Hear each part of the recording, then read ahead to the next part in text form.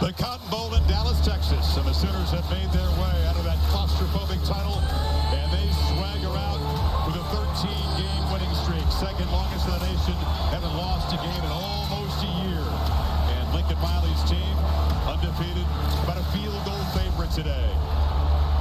The Longhorns hungry to end a 3-game skid in the Red River rivalry. It's the first edition for Steve Sarkisian, just filled with gratitude for this chance to coach Texas. He won a game as a player here on this field at BYU long ago.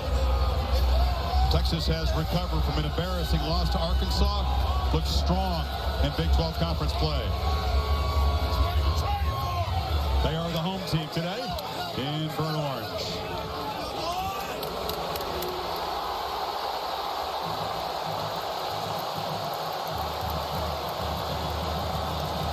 The one and only Red River rivalry, the 117th edition today on a beautiful breezy day in South Dallas.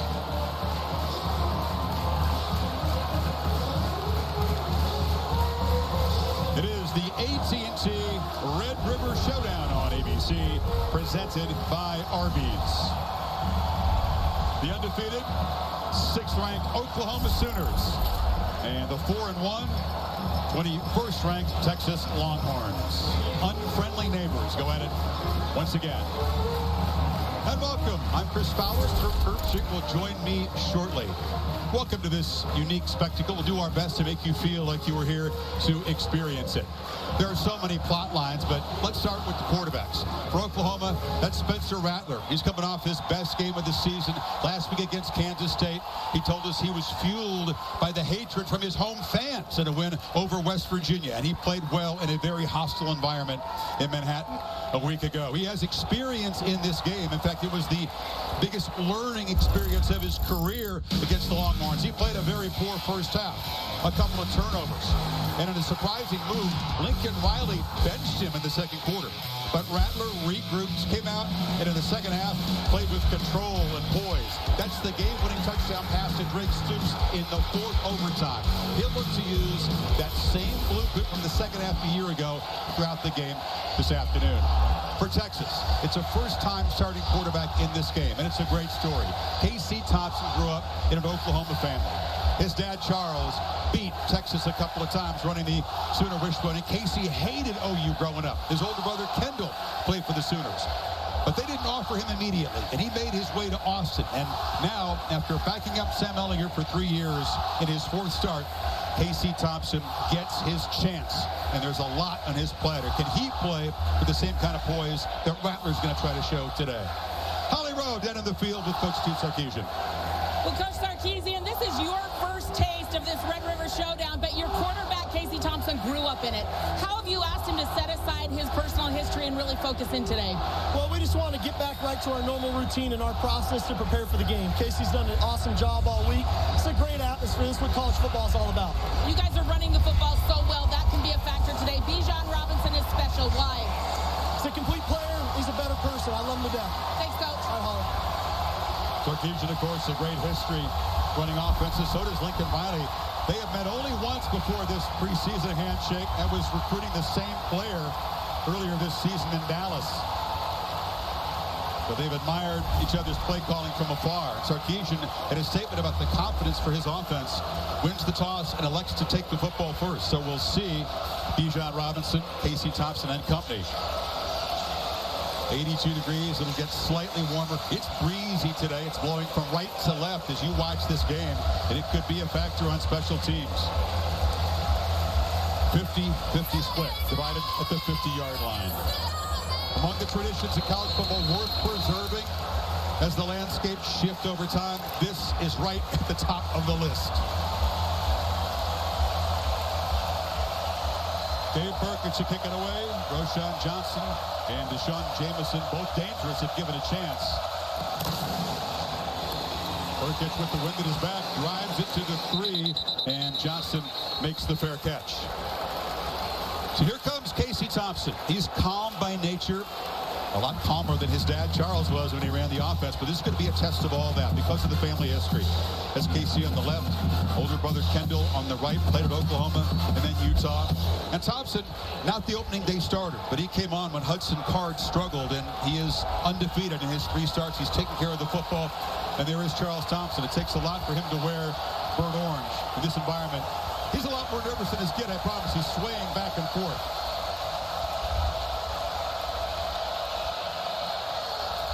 Bijan Robinson, who's been on a tear, lines up behind Thompson. They fake it to him and pitch it out to the perimeter.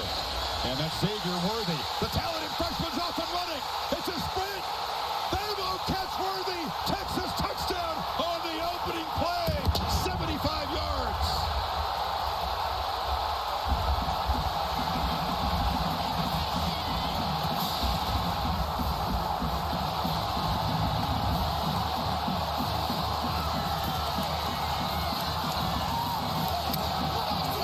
Xavier Worthy's a special talent, Kirk. Comes off a terrible game a week ago. A bunch of drops in that win over TCU. What a start.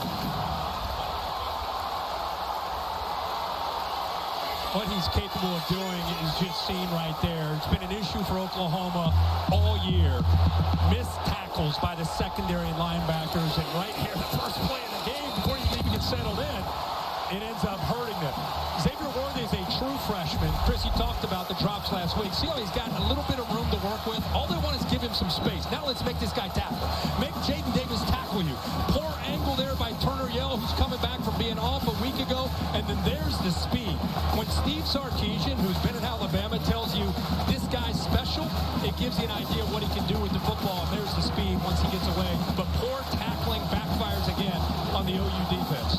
And Sark had a feeling that Worthy would bounce back from that bad game. He got caught up with himself. He caught 3 touchdowns against Texas Tech. True freshman on top of the world. Was talking some trash last week. Got out of his normal game, and they feed him on the first play to get him going. Yeah, I think it's a great decision by Sarkisian. It's basically what Oklahoma's defense gave Casey Thompson, who, by the way, can you ask for anything better for the quarterback to settle into a rivalry game? You can see Sark smiling. He wanted to get 8 the ball after last week. He said he's had a great week of practice, and just like that, Horns 7 on the first play. That's 4 touchdowns for Worthy in his 16 catches in his freshman year. Not a bad ratio. So Cameron Dicker to boot it away. He's kicking it into this swirling breeze. And Eric Gray will leave it right there. So here comes Spencer Rattler. Kirk, we talked about the poor first half a year ago. He's learned from that. You'd expect him to play with a lot more composure today. Hey, but this is Red River, so you never know. Yeah, I think it was a real turning point in his career after getting benched and coming back in that game. And you could see how he bounced back. You and I had him a couple weeks ago in Norman against West Virginia. He bounced back last week against Kansas State. He's got great talent to work with. Got to find a way to get Mims one-on-one along with Michael Woods against this Longhorn defense. It's just going to try to keep everything in front of him. Kennedy Brooks had a solid ball game in that hard-fought win in Manhattan. Expect him to get the majority of the carries today. Didn't get much there. This defense is going to gear up against this run. This defensive line is what we call the strength of it. There's good depth. Best linebacker by far will be Zero Overshown. He can really fly to the ball. And this is the question. In this secondary, when they are isolated, can they hold up? 2-back look, and they test the perimeter, and the ball goes to Michael Woods, the explosive transfer for Arkansas. Excellent tackle made right there by Josh Thompson, and it's 3rd and long. You know, so much of these rivalry games, you and I have covered them for so long. It's just the energy, right? Who can take advantage and play with it, use it as momentum? Here comes pressure, and they've got Rattler. Flying in there was Overshown, Kirk, the twitchy linebacker, and it's a 3-and-out. Well, they bring him up the middle. The back, for whatever reason, does not pick him up. He's right here. Watch Kennedy Brooks right here. He ends up checking out off the fake. Somebody's got to obviously pick up that linebacker blitz right up the middle. Nothing Rattler could do, just a miscommunication in the protection. Here's the punt. Michael Turkis blocked. Straight up in the air. Jump ball. The Longhorns try to fall on it. And they will have a 1st and goal to 2. Sarkisian hoping that special teams would be an edge. Overshown looks like the linebacker who just came up with the sack. I think he may have got in there and got his hand on it. Brendan Schooler came up with it. They were bumping into each other trying to scoop and score. Yeah, well, watch Zero right there. Yeah, he got his hand on the ball. And then it's just a race to see who can come up with it. I mean, it goes straight up in the air, high. Plenty of chance for guys to get under it, and I think they were disappointed not to score off this play. What's Sark's slogan that he brought in? All gas, no brakes. I think they got the memo. They got the memo for the start of this game. All gas, no brakes for the Horns. How can the Sooner defense come up with a stop here? Texas trying to go up 2 scores in the first 2 minutes. Thompson rolls, flips to the end zone, and he overshot his man wide open. It was Wiley. What a call on 1st and 10. Right here, he just sneaks out. Uses his eyes are in the backfield. Undisciplined there. Wide open. And a touchdown. A corner that time. Graham just left him alone. And Wiley, who's 6'7", Thompson maybe just... Sometimes those ones, it's just so open. He just ends up missing a 6'7" target there. But a great call by Sark on 1st and 10. Two-back look. You got Roshan Johnson and Bijan Robinson straddling Thompson. And there's number 5 barreling into the end zone. Bijan Robinson, 8th rushing touchdown. The Longhorns cash in the block punt, and they are throwing haymakers early. About as good as you could hope for a start. Really like the block here by Cade Brewer. Cade Brewer does a nice job here. Watch him right there, 80 on the edge. Does a good job of setting it. Boom, sustains that block. Also a good job by the backup running back, Johnson. And an easy touchdown for the Horns to go up by a couple scores. Barbie an overshot. Prominent role in the early part. Texas turned 3 offensive snaps, 2 touchdowns. The underdogs from Austin. And the Sooners in a little bit of trouble here. Special teams, as they so often are, crucial in the Red River rivalry. And then number 5 showing you a taste of his talents. We'll see a lot more this afternoon from the Heisman candidate.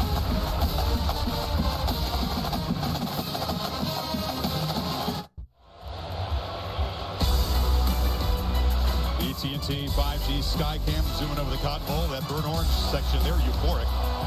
They're in shock on the Crimson side. But everybody in here aware that momentum shifts happen quickly in this rivalry. Long way to go. Rattler and company down 2 scores less than 2 minutes into this. Their catch on the kickoff from Gray. Wow. Well, if you just tuned in and you missed the first couple minutes, here's what's happened and why Texas is up. First play of the game. They're able to get their young freshman receiver in space, and Worthy breaks a tackle and takes it to the house. A blitz by the middle linebacker from Texas takes Rattler down on 3rd down. Overshown, then Overshown backs it up by blocking a punt. Gets it to about the 2-yard line. 2 plays later, Casey Thompson a simple handoff and a touchdown. Horns up 14-0. But a long way to go. No doubt. Rattler flips it, and it's behind Drake Stoops. Incomplete pass, the man who caught the game-winning touchdown pass from Rattler in the 4th overtime a year ago. This is a sketchy start for this OU offense. Yeah, he ends up getting a little bit of depth, just trying to look back, and that was a tough angle for Rattler, but a good reaction by Darian Dunn, who stepped in last week at corner for Josh Thompson. Thompson back this week, but Dunn out there. Sark was very impressed with Dunn's performance a week ago. 2nd and 10. Texas peels back. It's a shot over the middle. Catch made. Immediate punishment delivered by Overshown against Hazelwood. 3rd and long again. He was late with this throw. I don't know what he was waiting on. It's a screen that's set up to the left to Hazelwood. He's late. By the time he throws it, it's into the teeth of that defense. And Overshown, who's off to a great start in this game, just waiting for that and unloads. Pete Kwiatkowski is the defensive coordinator for Texas. Let's see if he dials up pressure on this 3rd and long. They're coming. Rattler tries to make the play on the move, lofts it downfield, and on the sidelines, that's Michael Woods. And they're going to signal a catch made, some hesitation. They're talking about it right now. It's a catch. They're saying catch. Now, he went out of bounds. I just don't know, did he run out of bounds on his own? see if he gets his foot down. That's one thing. He did get the right toe down. They're going fast, so you can't take a peek. But he was out of bounds, Chris, further back. I just don't know if he ran out on his own or he's pushed. I think that was what the communication was about. I think you're onto something, Kirk, because Scott Campbell and his crew, they ran in and blew the whistle. There was, you could see the official's hat was on the field. And now also on the field, is that a fox running around? Yeah, that is a fox, right? Third yard line. He said the 25. He said the 20. We'll show it to you in a second. There he is. He's into the end zone. There he is. See, I think he ran out of bounds on his own. I don't think he was pushed. That was my concern for OU. It's a great catch by Woods. Incredible effort by Rattler and Woods. But early, it was such a close thing, but it looked like, Bill, I think he may have ran out of bounds on his own. What do you think? The way we do that philosophy-wise, if there's any contact whatsoever, we're going to give the receiver the benefit of the doubt for coming back in and being eligible. He has to clearly go out on his own. I don't see a lot of contact there. That's one replay they'll look at. Jeff Hansen is the replay official. They use the Command Central, the Big 12 Conference. Well, another look, Bill. Bill, take a look. I agree with you on this one here. When he turns the corner, he's on his own. He stepped out on his own, and replay can get involved in that. I mean, he touched him, but he was already, his momentum was already going out of bounds. Totally agree. Yeah. So it's either a 29-yard gain and OU is in Texas territory, or if they take that play back with replay, it's fourth down and they're going to punt again, down 14. So critical review here. We always have a lot of extended and crucial replay reviews in these games, don't we? If we do. Over the years, there's no doubt. This is a big one. Here's the call from After Scott review, Campbell. the ruling on the field of the catch is confirmed. First down, Oklahoma. Wow. They're going to let the play stand. They say that Woods must have been, in their opinion, nudged out of bounds. So OU set up at the 46. Chris, I'll just say, I didn't even hear him say anything about stepping out of bounds. That was all about whether his foot was in or out. I don't know if they even looked to see if Woods went out of bounds. They should have. But you review the play, Bill, you're supposed to review all the aspects of it, including that, right? All aspects of the play should be reviewed, including that. And their whole thing is, if he had no contact, stepped out on his own, it is reviewable. To me, OU catches a big break. Jeff Hansen has told us that, in his view, he was nudged out of bounds. So the play stands. Brooks with a first down carry, breaking some tackles, and running free into the Texas secondary. Physical run, picks up 15 before Josh Thompson eventually gets him to the ground. I came into this game really excited to see Bijan Robinson run hard and break tackles. Take a look at this. I mean, this is a rivalry game. This is how you run the football by Kennedy Brooks. Did not play well a couple weeks ago against West Virginia. Bounced back last week against Kansas State. And boy, he showed how physical he can be. Jacoby Jones, the defensive end, jack position for Texas, is the one being tended to on one knee. Neither defense has tackled especially well, and so that comes up in the meetings. They got to improve that, or want to improve that today, because these backs are tough to get down. They are. I think what's happened is, even on that play, they're just trying to hit with their shoulder pads, and they're not wrapping up, hoping that the force of the contact will knock the running back down. These are big-time backs. They've got to wrap up. So early fireworks, a little bit of controversy in that replay. Texas fans will never believe that Woods was nudged out of bounds. But the Sooners are threatening to cut this lead in half. Not only a huge play, but it slowed down all that momentum that Texas had by converting on that third down. Jeremiah Hall, the H-back to the right of Rattler. Graves in the ballgame in a slot position. Texas creeping up to the line. They bring pressure, and this is Hall, who's a physical runner, senior out of Charlotte. They use him in a number of ways. He can be an effective pass catcher as well. And this is what, if you're an Oklahoma fan, this is exactly what you've been waiting to see, not just in this game, but this year. Offensive line asserting itself, tough physical running. That only thing that's going to do is help Rattler in that play-action pass game.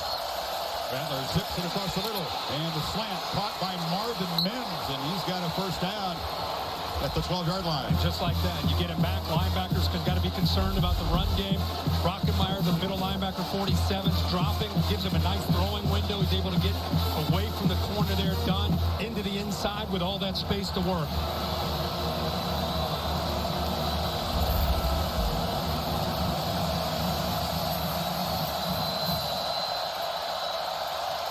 7th play of the drive.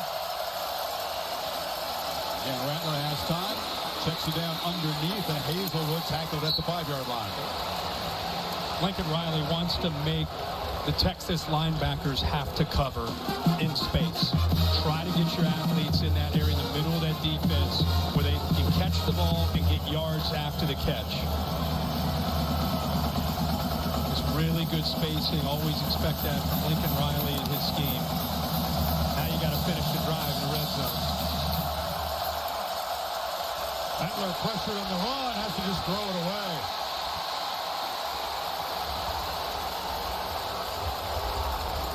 Jeremy Thompson got in there in a hurry. And they brought the safety, Jerrion Thompson.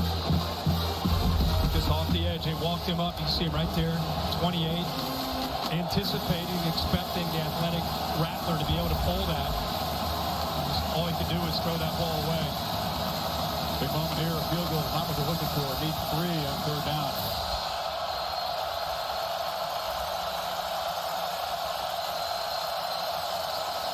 And the delay, Brooks patiently makes his way for about a yard. Luke Brockermeyer stopped it, it'll be 1st and goal. Yeah, that's a great call. You're thinking about, okay, maybe they try to throw, but instead they go back to what's not necessarily been a strength. It's the counter play that they have been running since Lincoln Riley got here. Left guard and tackle, pull around and lead the way. And pick up the 1st down. As you said, they didn't need a touchdown. They get the 1st and goal. The old guard tackle, pin and pull. They like that. They've been running that for a long time. Haven't been running it effectively this year, but have for years. So a clutch 29-yard pitch and catch from Rattler to Woods. Key part of this drive. They're going to review it. Take a break.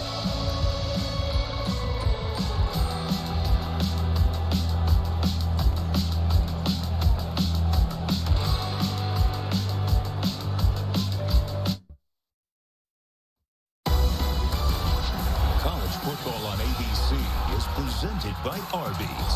We have the meats.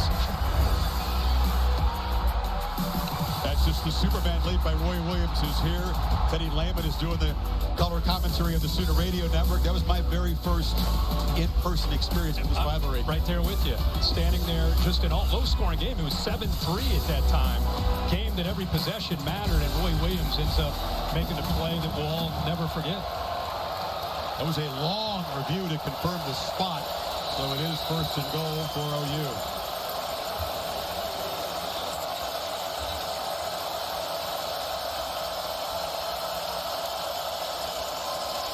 Rattler keeps it, and he will make a cut and dive for the end zone. And Oklahoma on the board. A crucial possession early in this game. You're looking at 2 of the best play callers in the country going against each other. I just love in college football on 1st and 10, 1st and goal inside the 5, a boot or a play action play to get him on the edge. We've seen some great calls from Sark early here, and now you get a great call in retaliation from Lincoln Riley getting his quarterback out on the edge. Hold on a second. Told they were going to do a brief review of that. They made review of the fact that the sun's shining today. The way it's going. You're doing a lot of stuff here, Billy. Urkic, excellent kicker. Boots it through. And how about this start? Inside of 6 minutes to play in the 117th edition, you got 3 touchdowns. So you got Hall on the edge. He's going to come down. We're going to fake here, and then you get him outside. This defense is thinking, oh, it's 1st and goal. They're going to run, and then there you go. You get him outside. He's out leveraged. Now the defensive back. Am I going to take Hall? Am I going to take the quarterback? I'm stuck in between. That's exactly. Want to put a player in conflict, and that's what Rattler does there. He's going to throw it, and instead he's able to get to the corner and score the touchdown. There's the progressive pylon cam. Chris Butcher told us this week, listen, use anything as motivation. You embrace the love, you embrace the hate. even when it's coming from your own fans, as it was in that win over West Virginia when they were calling for Caleb Williams, his backup. He quietly did his business, finished that game strong, went on the road to Manhattan and played an excellent game. Really, really well is how Wiley described it. Very efficient. I mean, missed a couple passes, and he's got confidence, and that was such an answer after the way this game started. We're going to go back to that play, depending on how this game finishes. That third down conversion, when he made that great throw down the sideline to Hazelwood. He looked like Hazelwood may have stepped out of bounds, but they reviewed it and called it a catch. But that was a critical play on that drive. Sure was. That could have been a game-changing play. Oklahoma comes back to win it.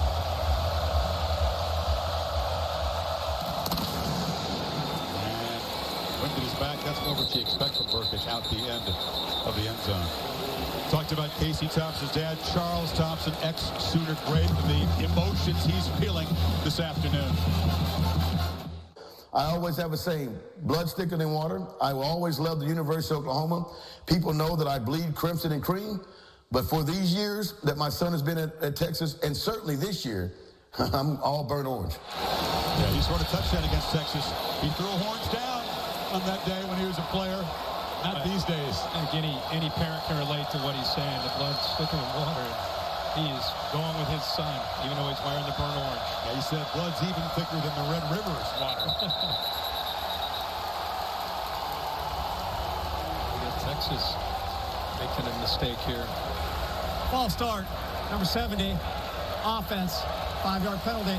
Still first down. By the way, Charles Thompson was such a bad man. I just loved watching him run the oh man, Jamel Holloway was great, but Charles Thompson was electrifying number 6. 5'9", 165, Kurt. Yeah, he could go. He could go. Look, I mean, he ran that option as well as anybody that ever did it. He said quarterbacks complain about getting hits. When you run the option, you get hit every play. His son's trying to avoid getting hit. In case he scrambles, he's very adept. We got kneed in the head accidentally there after the end of the play. He's not as fast as his dad, different kind of offense, but he's plenty athletic. No, that's what I think's interesting is his dad was so electrifying, and Casey is a pocket quarterback. You know, he's a modern quarterback, 2021. He'd rather sit there in the pocket, but as you saw there, does have the athletic ability and enough wiggle to get away from trouble.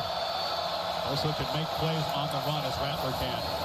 On second down behind the sticks, they get it down underneath, and the catch is made by Cade Brewer, the veteran tight end.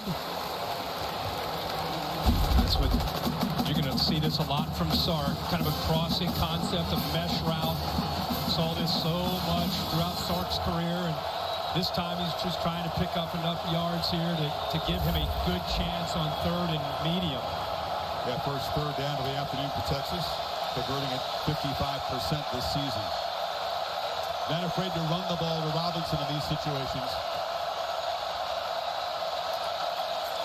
Thompson looking to pass, early pressure. Did he escape? Still trying to make some magic happen. Dancing around. Couldn't get his eyes downfield, and Isaiah Thomas eventually drops him. Boy, Nick Benito, who is known on third down to give you trouble. And Alex Grinch, he likes to move his defensive linemen around, especially on third down. He's right here. He works to the inside. What you love to see is the linebacker player, Deshaun White, with his eyes on the quarterback right here. It looks like there's a chance there for Thompson to get to the first down, but spying there with White prevents it. Try to make a Johnny Manziel-like play if you're older, Roger Staubach. And now, punt returner is slammed into. There's no flag. His own man bumps into him. Is this another special teams disaster for OU? My goodness. Well, it looked like Drake Stoops was back there just trying to make a block and ran into him. Yeah, there's no flag. It's not kick-catch interference. If your own guy either bumps you or forces a coverage team into it. He got shoved into But Chris, I can't tell who the ball hit as it came down. Did it hit Memphis? Touched by Texas. Yeah, it hit Texas shoulder pad. First down. Yeah, hit a Texas player's shoulder pad. Looked like Josh Thompson, who was down there. Never hit the Oklahoma player. Hits 9 right on the back, right on the shoulder pad, and the ball is... So Stoops got knocked into you. If you're a man trying to block you, you don't want to get that near the returner. if you're Drake in that situation, you got to go to the ball went off his helmet, illegally touched. Yeah, that's where Mims has got to communicate. Everybody's got to be yelling to make sure that they're aware that that ball is short. OU very fortunate not to set up the Horns offense on a silver platter again. They'll take over at the 16-yard line. I'm wondering, I want to ask Bill, the ball was touched at the 31 by Texas. Why is it at the 16? That's what Lincoln Riley, I think, is fired up about. You help us with that? Sure can. That's the touching, so that should be the spot. 31. Doesn't matter who recovered it. They get the touching spot. Look at their Lincoln. advantage. That's what he wants to know. Why is the ball down at the 31-yard line? They're correcting it now. With a little help, you'd like to not have to help in that situation. You can actually spot it all the way up at the 33. I thought there was a new rule I missed or something. There's so many rules that change, but yeah, it clearly hit it. Maybe we could do a trial thing someday and do replay here from the booth. You want that responsibility? Would you be faster? I don't know. I think, it's hard to say. So Oklahoma's got their footing now. That big 29-yard completion on 3rd and 10. Rattler to Woods. The eventual touchdown drive. Defense gets to Thompson. 3 and out. And the Sooners take over with Brooks in the backfield. They feed it. And he is hit immediately by Overshown as he made that cut.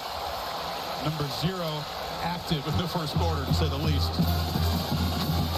If you look at the stats right now, it's not as if Oklahoma's running for a ton of yards, but I'll tell you, there's enough sign there that Lincoln Riley's got to be looking from the sideline thinking, I'll tell you what, I'm starting to like that battle up front. It could favor us maybe throughout this football game. Braden Willis. Somebody in the backfield. Rattler on the move, a lot of space. And he scoots for a nice gain out to the 40-yard line. Gofu forced him out. I bet he was decisive there. Came around on that corner, and instead of waiting to try to hope that somebody's going to get open, he just pulled it and said, hey, I'm going to get some positive yards here and make the most out of this. Get us to 3rd and 3.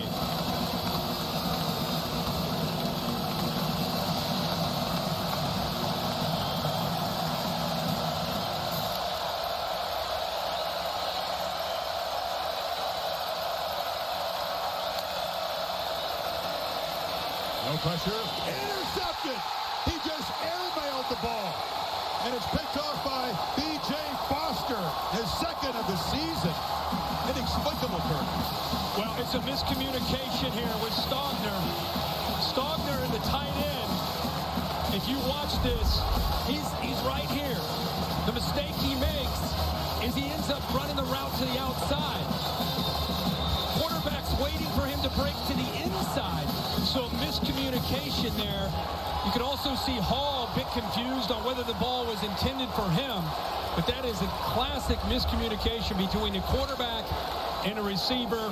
It's not as if Spencer Rattler's back there trying to throw the ball to Texas. That's a miscommunication. They got to get on the same page.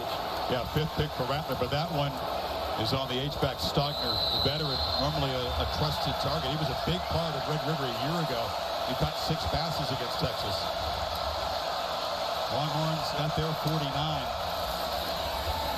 Thompson wanted to take a downfield shot. Now does deliver a strike, and the catch is made by Worthy. What a first quarter for the true freshman. Boy, is he emerging. You'll see him coming from the left.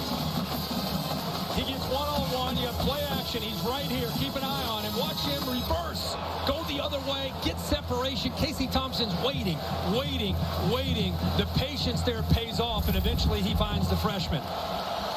All their focus on number 5, Bijan Robinson. They have not featured the tailback yet. Scored a touchdown earlier. Now he's got it. Breaking tackles, doing what he does, and muscled out down near the 10 by Davis. Boy, how good is he? I think he's the top running back in the country. They want to get him on the edge, run into edge of the boundary, make these linebackers have to tackle Bijan Robinson. This has been a sore spot for the OU defense all year, going all the way back to Tulane. Tackling in space, eye control, fundamentals. It hurt him last week. And that time, Robinson's able to get some big yards. Comes off 3 consecutive 100-yard games. 35 carries a week ago. 216. Thompson to the end zone. Touchdown! Joshua Moore. And the Longhorns cash in the pick. Stretch the lead again.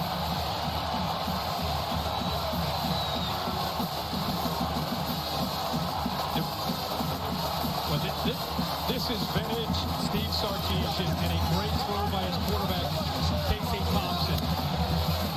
It's a man beater where he's able to set up a pick.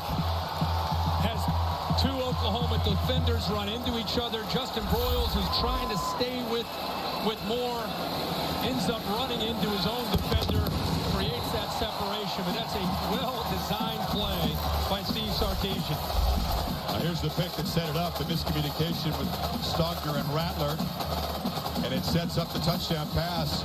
They've been waiting for Joshua Moore to break out. He's come so close to big plays this year. His first touchdown was Texas up 2 scores. Big wheel keep on turning at the Texas State Fair. Nice shot from the blimp. Aerial coverage provided by Goodyear. Anything can happen as long as you have the drive. Goodyear, more driven.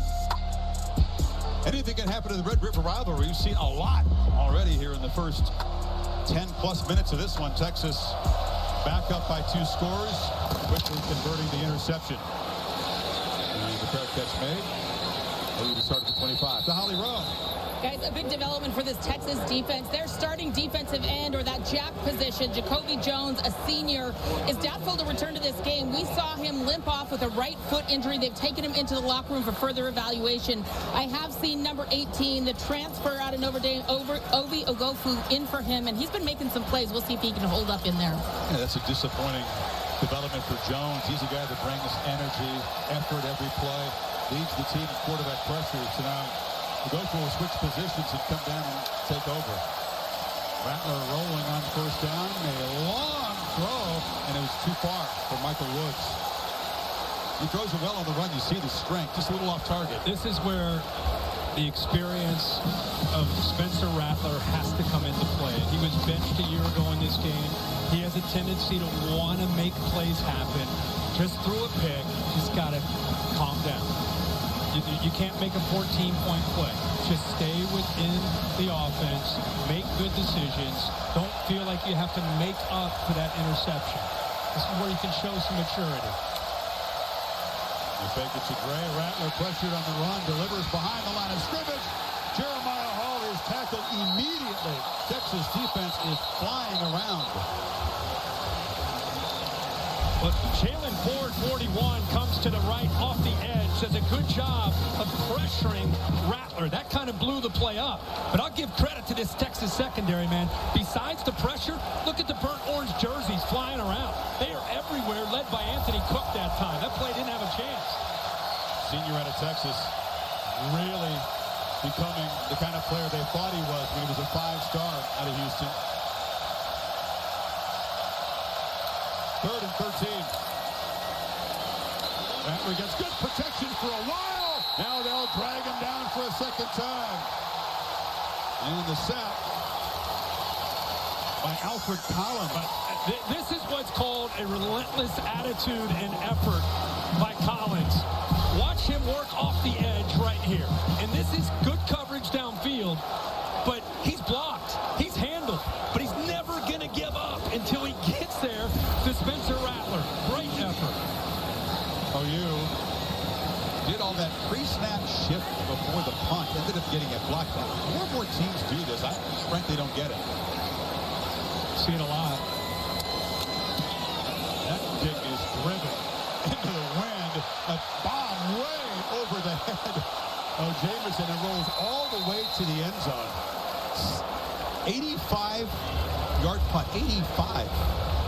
Slightly wind-dated, but yeah, he rolled into the end. Fired up after the block the first time, huh? Let it out there. Michigan, can they keep it rolling? Harbaugh's team ranked number 9, undefeated. Nebraska, desperate need of a win. primetime. Presented by Capital One on ABC, also on the ESPN app. Michigan only a slight favorite in Lincoln. It's going to be a battle. It's going to be a good game.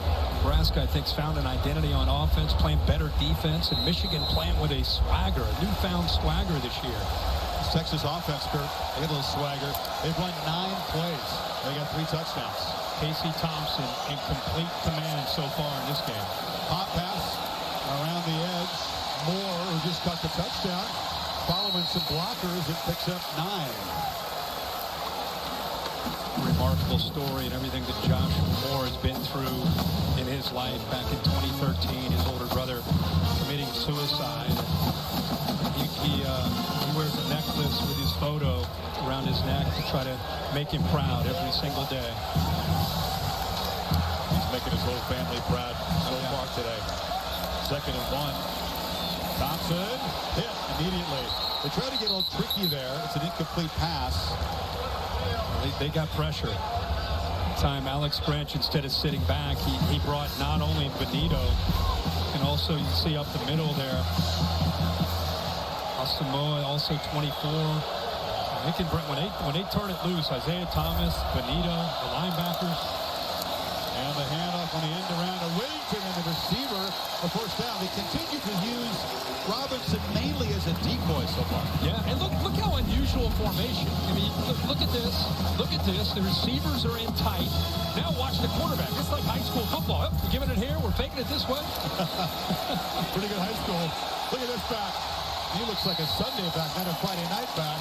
Robinson rips off about 9. Sark told us last night, we think we can get to the edges, whether that's a quick throw to the edge, whether that's running Bijan Robinson. We want to try to work their edges. We think it can set up other aspects of our offense. Robinson, that time right off the gut, and he just barrels into OU territory. Asamoah stopped him, but Robinson already 32 yards on his 4 carries.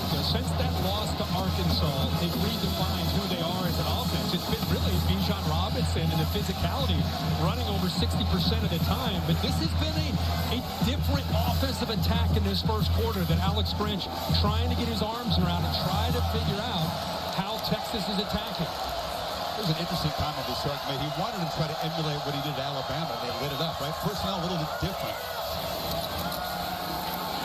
Thompson, deep shot, man wide open, caught, touchdown, Joshua Moore again. Texas is pouring it on in the first quarter.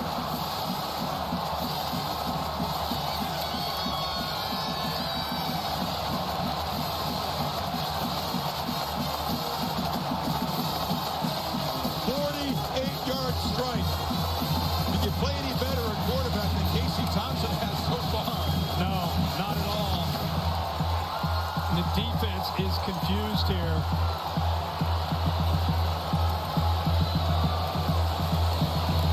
My goodness. All those Oklahoma bloodlines who wait 3 years behind Ellinger for this moment, and Thompson is lighting it up in the first quarter. But you got 2 receivers over here.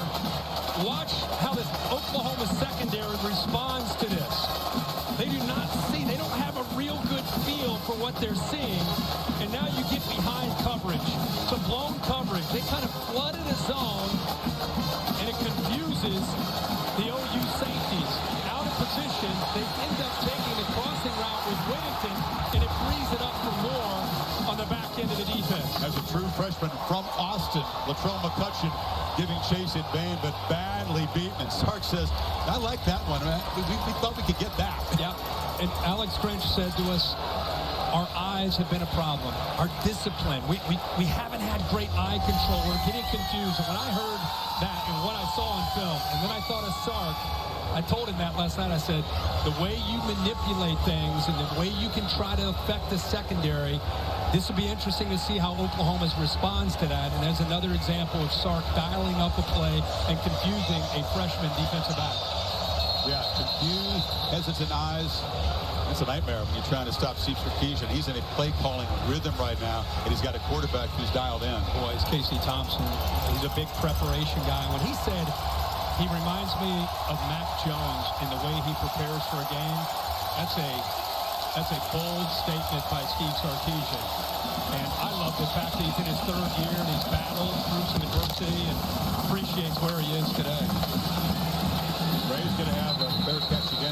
That's an interesting comparison. You know, Mac Jones, not the most dynamic athlete, Thompson's a better athlete, but nobody last year prepped better than Mac Jones as a quarterback, right? That's why he had the year that he had. So once again, Rattler to calmly do what he needs to do to get his team back in the game, but they're down 3 scores now, Kirk. Yeah, the temptation is to want to strike quickly. Right. I mean, you got to play with some urgency, and you, at the same time, like we said in that last drive, you just got to have some awareness of not trying to force the issue. You don't want this game to get completely away from you. Brooks hit immediately. And Texas, this defense, they gave up 333 on the ground to Arkansas. They were trampled by the Razorbacks. A lot better since then. There is another Longhorn defender down. Ray Thornton, transfer from LSU. You're right about this Texas defense. Sometimes, you know, you see it, rivalry games, a lot of emotion. Typically that favors the defense because of the fire that you play with in a rivalry game. We've seen that more, obviously, from Texas than we have from OU. Looks like Thornton's going to be able to walk off. Well, I mean, if you know the history of the rivalry, you know to expect the unexpected, but we've certainly seen that in a pretty frenetic first quarter. Not much has gone right for OU. They're one 29-yard third and long completion away from being shut out in this first quarter. Yeah, I mean, Texas incredibly well prepared, done everything you'd hope to see, offense, defense, special teams. Oklahoma, you know, it's a team because of Lincoln Riley, the respect you have for him, you don't ever count them out, but they need to put together a few first downs and regain some confidence.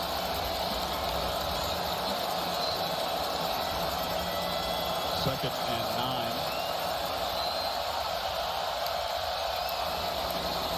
Rattler on the move again, scanning, nobody to throw to, and just fires it into the bench. He was chased again by Overshown. He just kind of is rolling out nonchalantly, and as he's taking steps, he's eliminating options for him to throw to. There's just nowhere for him to throw the football. And there was no reason necessarily to move out there, but he took himself away from the chance of making a play. Needs a play here on 3rd and 9.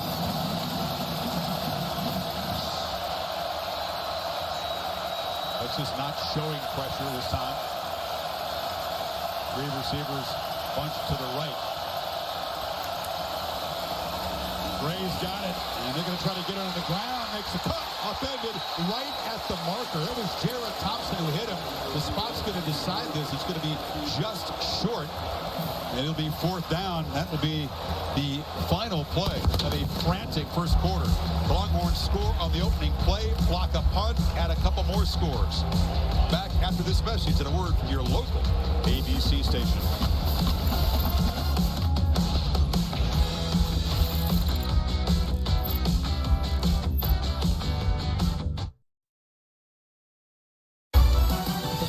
Ready for the second quarter of the AT&T Red River Shootout on ABC, edition number 117, presented by Arby's.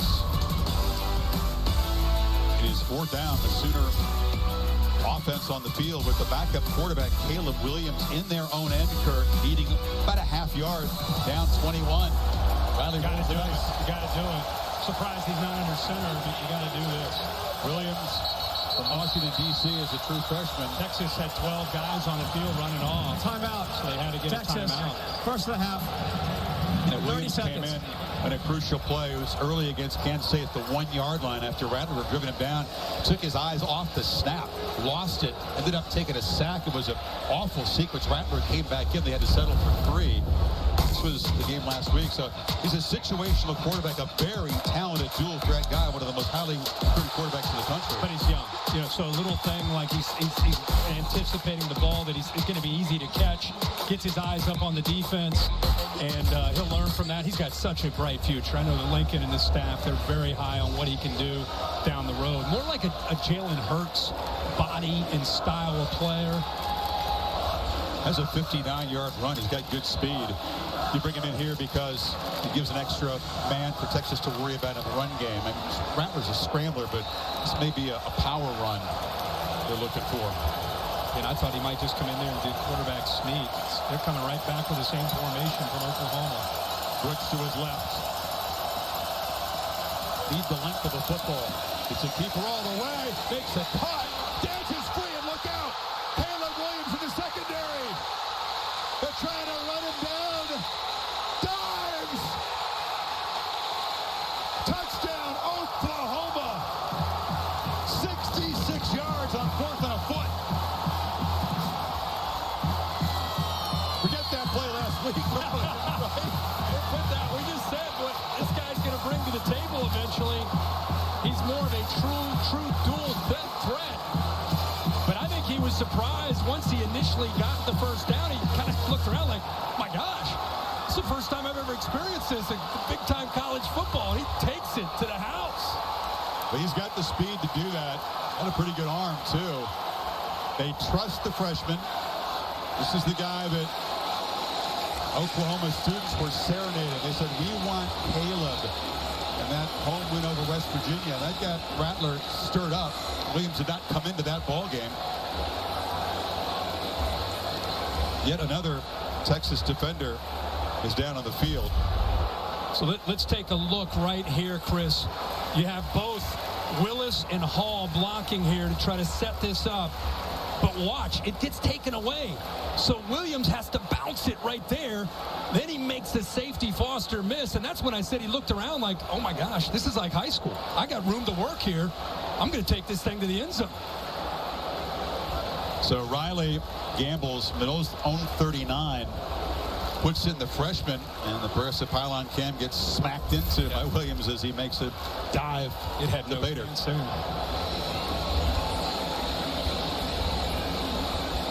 6 touchdowns in the first 15 of this game. I can't imagine Texas has ever had a 28-point quarter in this rivalry before. The reaction on the sideline from Caleb Williams' teammates is interesting. It's really interesting to see. They're happy for him, but they're very, very positive energy. Because you can sense that they're happy just to see him be able to make some plays.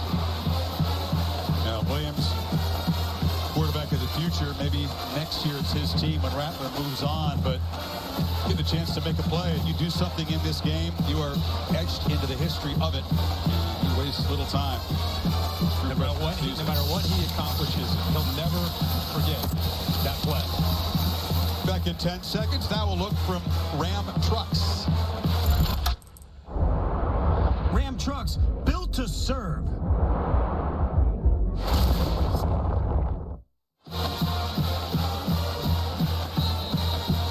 Rattler, I presume, is okay with that. It was 4th of the yard. But you never know. Yeah.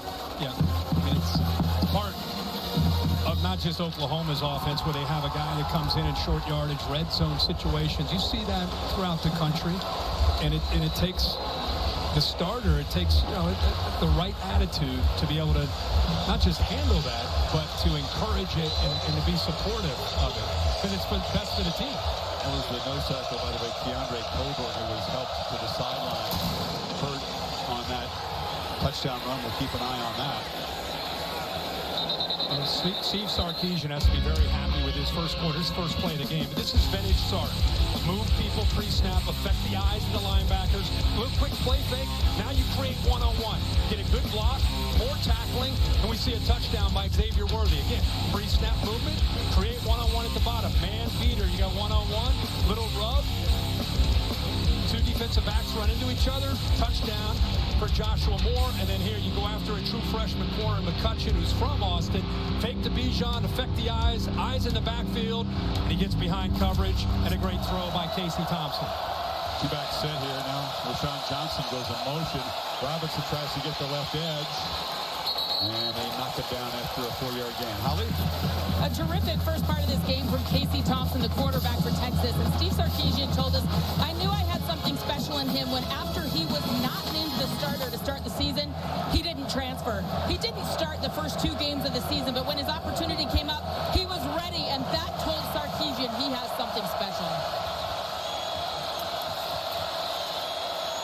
Thompson from the pocket. He'll be dropped. Didn't escape quick enough, and Big Perry on Winfrey played a big role in last year's Red River game. Got him. Yeah, that is a coverage sack. See a push through the middle. Nobody open downfield. Thompson trying to find an open receiver or a check down. There's just nobody available, and eventually Winfrey, who's a very capable interior pass rusher, gets to him. So often this game was about a fierce pass rush. Each team has recorded a couple of sacks already. Ellinger sacked 6 times by OU in last year's wild Oklahoma win. 3rd down, they need 10. Sooners rush 3 to get immediate pressure, and it's dropped. Tried to check it down on the screen to Robinson. Nick Benito got there in a hurry, and here comes the punt team. Boy, is Benito good. One of the top passers. It's the get off. See how quickly he is able to get off? Carrick never really had a chance once he got outside of him. They had some room. They had some room outside there. He had a convoy of blockers. A good call on 3rd down. They had a chance, but the pressure there by Benito just too quick. Carrick has to shift to right tackle. It's a reshifted Texas offensive line because Denzel Okafor, their fine senior, sadly his career is finished in his 6th year. So Carrick goes from left tackle around to the right. First center from guard or from tackle to guard. Thompson, not a successful drive that time. Here's Thompson on the follow-through, Kirk. Benito hit him. This is shades of the Russell Wilson injury. The issue is his right thumb. Right thumb, just on the follow-through there. Looked like he just hit the arm of Benito. You can see he does not feel good, and then he came over to met with the trainers and tried to throw it. Watch his face and reaction. So we'll keep a close eye on that. Wilson followed through, hit Aaron Donald, and his status is up in the air. Seahawks game against the Rams last weekend. OU ball, 14-point game. It's a backwards pass. Mims gets it back to Rattler. Pitches it downfield. Wide open. Jeremiah Hall. Little trickery from Riley, and OU has momentum big time now to the 25. How about that? How about Lincoln Riley saying, oh yeah, Sark, I've got a little something up my sleeve as well. 48-yard gain. Playing fast. Brooks breaks the tackle in the backfield and is knocked down at the 21. Mims got it back to Rattler, and it's a good thing the receiver was wide open. How great is this? How great is this rivalry? I mean, over the years, you've just had so many memorable moments. It looks like 2021 is not letting us down. It never does disappoint. The last 7 meetings here in the regular season, all decided by 1 score or less. It's a long period before that where we're kind of lopsided scores, typically. We're on a roll lately, though, Red River. On 2nd and 5, trying to get to Eric Gray. That was not an accurate throw. Chris, let's go back quickly to the touchdown. Hall's right here if you want to keep an eye on him the whole time. It's a lateral. He gets it backwards. I thought right then there was a chance. And here he is right here. He's going to sneak down the sideline. Now, nobody picks him up. So once nobody picked him up, you knew that when Rattler got his hands on the ball, it was going downfield to 27. The only downside, you get a 250-pounder on the receiving end, and he couldn't quite make a house call out of it. It was a 3rd down and 5. Neither defense has been able to force a field goal attempt yet. And Rattler escapes, fires over the middle. The ball was deflected and falls incomplete. It's Brockermeyer who got a hand on it. E.J. Foster down doing push-ups, and it is 4th and 5. I just pointed out where Mims was, and he's looking this way. I don't know why he didn't pull the trigger right there. That's a 1st down. Instead, he's got to try to make something happen, and it throws a dangerous pass. But he had his top receiver, Marlon Mims, right at the sticks with room. So Burkish on from 39. Reliable kicker. He had an unfortunate moment in last year. Had a chance to win it in 3rd overtime. Hooked it badly. Ended up not costing Oklahoma. Sooners chip it away. Texas lead now 11.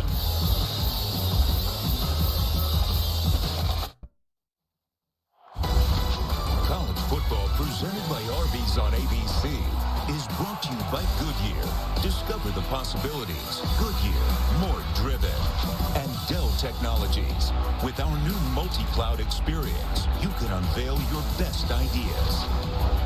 Texas tailbacks who won the Heisman had big Red River rivalry games. Earl, big win in 77. Ricky, 21 years later, his one-namer guys. John Robinson, the guy that Ricky Williams calls Little Ricky. He has expectations of him. 5 for 34 yards so far. The concern right now is the right thumb of Casey Thompson. Keep an eye on that. Show you his grimace in pain trying to throw the football. They taped up that right wrist moments ago. This feels like an important moment on the Texas side, though. As soon as they scored 10 in a row to cut the lead. Texas offense sputtered the last possession. It'd be interesting to see how Sark approaches this. It's been a wide open approach up to this point. We came in thinking you'd see a lot of Bijan Robinson, but so far only 5 carries. Now he's averaged 7 yards a carry, but let's see if he just keeps going with the same approach, or does he try to protect here this initial series after that injury? Does he try to protect his quarterback's right hand? Have you had a thumb injury before? I never did. You know, that's usually a follow-through, or when you're trying to brace yourself from a fall. Thumb is a painful injury. They pull it and deliver a slant right on target. No problem with the thumb that time, and it's Whittington out across the 40. Does a really good job of the ball placement. And he might have been grimacing on the sideline, but not at all. That throw to Whittington put some velocity on it, too. Now Robinson makes a spin move in the open field.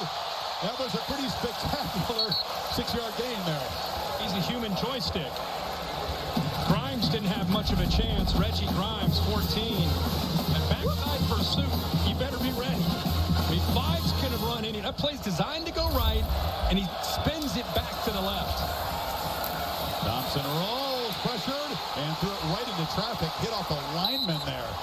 Brian Asamoah brought the heat. Thompson knocked down. And these backers have been pretty active at trying to get after the quarterback when he has thrown. He's right here. He kind of works to the outside. He pauses, and then turns it loose right there. Robinson was on the other side of the lineman and didn't get through to him. So 3rd and 4 now. Longhorns 1 of 3 so far in 3rd.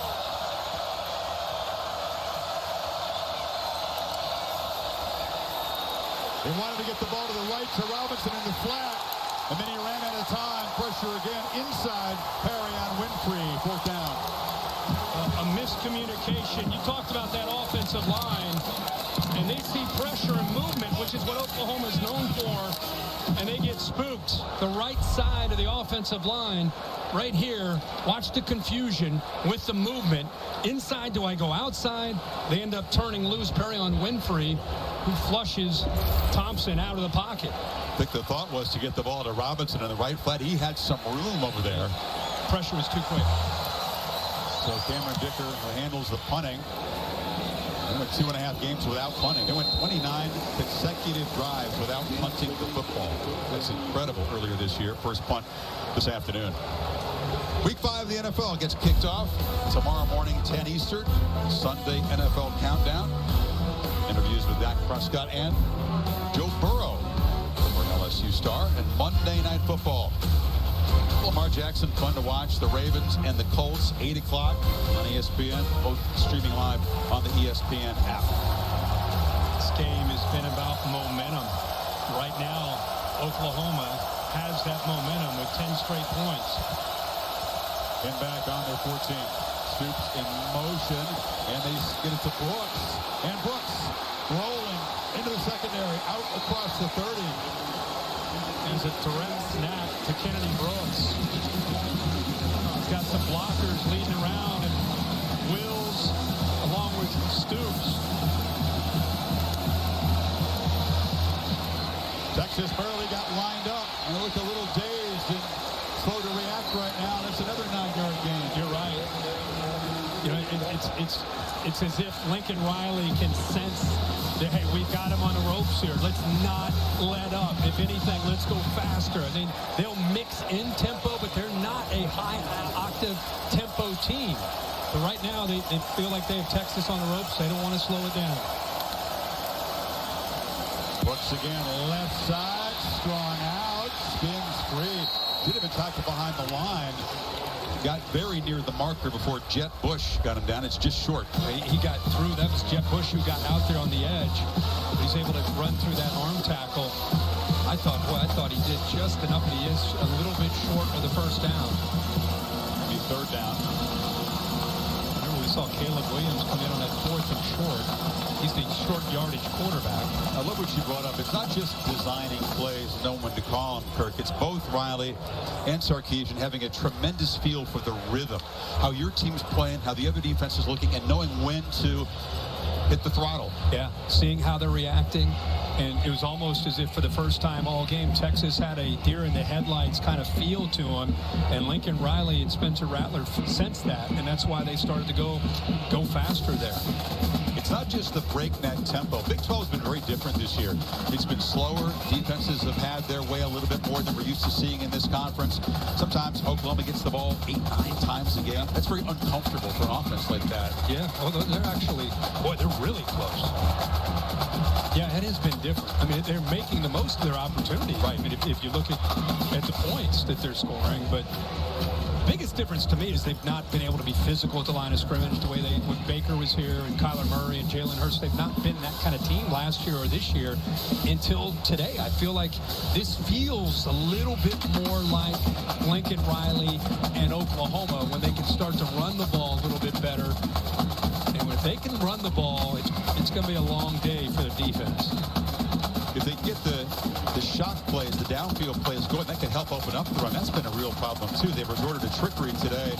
The throwback eventually connecting with Hall. And, of course, Williams coming in on that sneak, 66 yards for a touchdown. Rattler does stay in on a 3rd and short.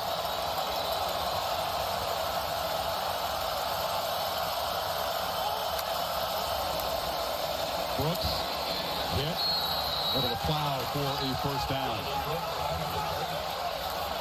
Kennedy Brooks disappointed his play against West Virginia. Kind of took it personally, had a great week, and then broke out against the Purple Cats. Yep.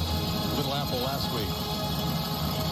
Been pretty impressed with him after opting out a year ago. You're talking about a guy that had 1,000 yards, over 1,000 yards in 18, over 1,000 yards in 19. Opts out last year, but he seems to have found his rhythm at the midway point this year. Hall in the backfield. It's Gray coming in motion. Rattler rolling, looking that way, and has a man wide open. Gray, forgotten about by the defense, that kind of reverse motion, and he was wide open. First down to the 44. Yeah, once they brought him inside, ball was snapped while he was almost at that H-back spot, and then with that quickness, he gets back outside. And you're right, Texas just couldn't find him. Just almost like a check down there, and then he's got such quickness after he catches the ball.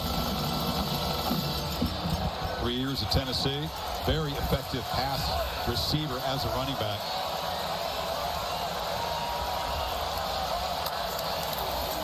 They take it to Gray. Rattler caught up in traffic and loses the ball on the ground. Texas say they have it. It's a turnover. Overshown, who had a monster first half, recovered it. Ben Davis knocked it out of Rattler's hands.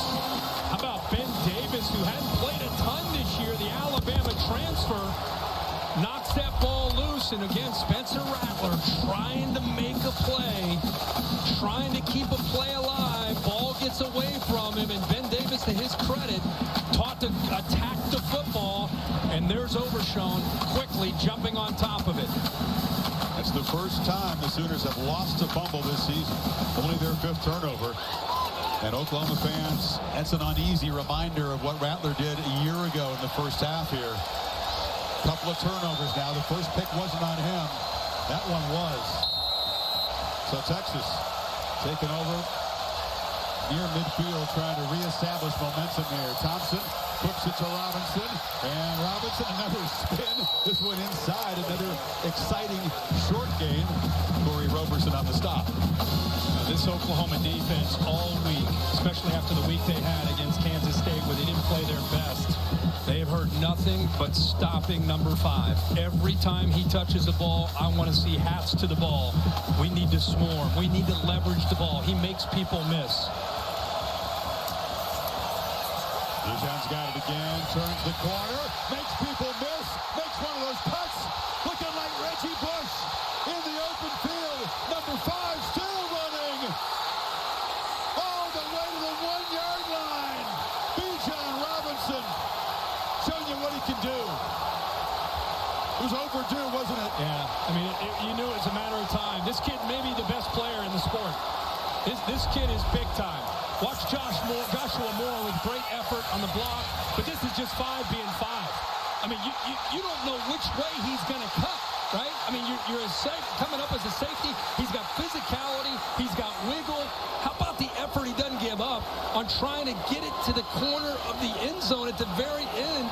He dives to try to get to the pylon. There's the progressive pylon cam. Ellison saved the touchdown, but it's 1st and goal. They fake it to Robinson. Pitcher goes to the touchdown. Caught. Jared Wiley. But a drive from Texas. That was a lot of Bijan Robinson. 50-yard run sets up the 2-yard touchdown pass from Thompson. His 4th of the half. That was beautiful. Just what a drive. Ben Davis, the Alabama transfer, forces the fumble. Bijan Robinson with the big run, and then Casey Thompson with a run-pass option for a touchdown. Went after is good. Minute and a half strike after the turnover. And this is what you're looking at is the linebackers. Any feel at all, you got to feel these linebackers. You can hand it off or you can throw it if the linebacker gets out of position. Thompson has 8 completions, half of them for touchdowns. 35-17.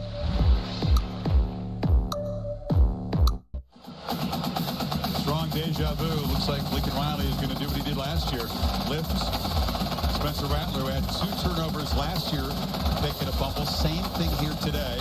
It was Tanner Mordecai, who's now the SMU starter. Came off the bench, didn't do much. This time, it's Caleb Williams who's going to come on. It's been a rough first half for Spencer Rattler. He's so capable. But at times just kind of out of sorts. He's miscommunication with him and his tight end here. Here he's got an open receiver. He's looking at him on 3rd and 5. He ends up coming off of him, throws a dangerous pass, and here just trying to make a play happen. The ball comes out, and Lincoln Riley tells him, hey, we're going to give Caleb a shot here. Well, last year, Mordecai didn't do much. Rattler came back after some soul-searching in a conversation with Riley. Played an excellent second half. Let's see, though. Let's see what Williams can do. Perhaps take over this game. Make it his job. Brooks and Hall in the backfield. Williams keeps it. Inaccurate throw. Tried to get it to Hall, but it was too far outside. So when Lincoln Riley is kind of a quarterback whisperer, he does a great job throughout the week working not only with Spencer Rattler, finding out what he's comfortable with, but also with a guy that may come into the game. And in this case, Caleb Williams, who's a true freshman who's never played in a big game like this. So he went over the play sheet with him. What are you comfortable with? What do we feel good about? And so now that's what he's focusing on, trying to get 13 to just settle into this game. Williams delivers across the middle, and the catch is made. Hall hurls a man and is kind of pinballed out near midfield. Jeremiah Hall playing a big role here. Jeremiah Hall does a good job of sneaking here and getting across. Watch the vision. Sees it open. Ball is out quickly. Right where his receiver makes the play. And I'll tell you, I always say it, whether it's Dimitri Flowers, there's always an H-back in Norman that makes plays in the passing game, and this year is Jeremiah Hall. That's a big man hurdling a defensive play. 54-yard gain. And handed off to Gray. And Gray makes the cut. Lowers ahead. And OU behind Williams has got something going here. Get that running game going. Remember, Caleb Williams is a threat now. This is a different offensive approach with 13. I mean, he can hand it, but he can pull it like Jalen Hurts is dangerous in how he runs. He doesn't run like Kyler Murray, where he's so quick, but he'll run over top of you with power. He's built very, very strong and physical as a quarterback. About 220 pounds. Very few ever ran like Kyler Murray did. No, I'm just saying he's not that style, but he can run. I'm sure Cameron, you've seen that already. He collected the snap, bobbled it initially, and gets the ball out to Trevon West, who makes this his second catch of the season. And by the way, just because he's come in throughout this year in short yardage and red zone as the running quarterback, he's obviously not. He can be that guy. This guy can spin it. And I think the reason some people in Norman have wanted to see more and more of him is because of some of the intangibles and the leadership that he brings to the table. Shows you how Lincoln Riley recruits the nation when it comes to quarterback. Going to Washington, D.C. Not exactly an Oklahoma pipeline. Gray, and he's near the marker. Tackled by Brockermeyer. It'll be third down at about a foot. Caleb Williams was the #1 ranked dual threat quarterback. Could have gone to almost any school in the country. And to play quarterback for Lincoln Riley, I mean, you are recruited basically by every school in the country. But so far what I've seen is a decisive, quick decisions, getting the ball out. Very, very confident in the way he's executing right now.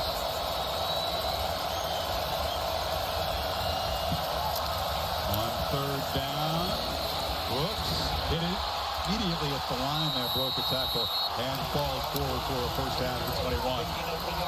Love that. They're going to go fast here. I love that body lean from Kennedy Brooks. Running hard today, man. That trips off to the left. Texas barely lined up.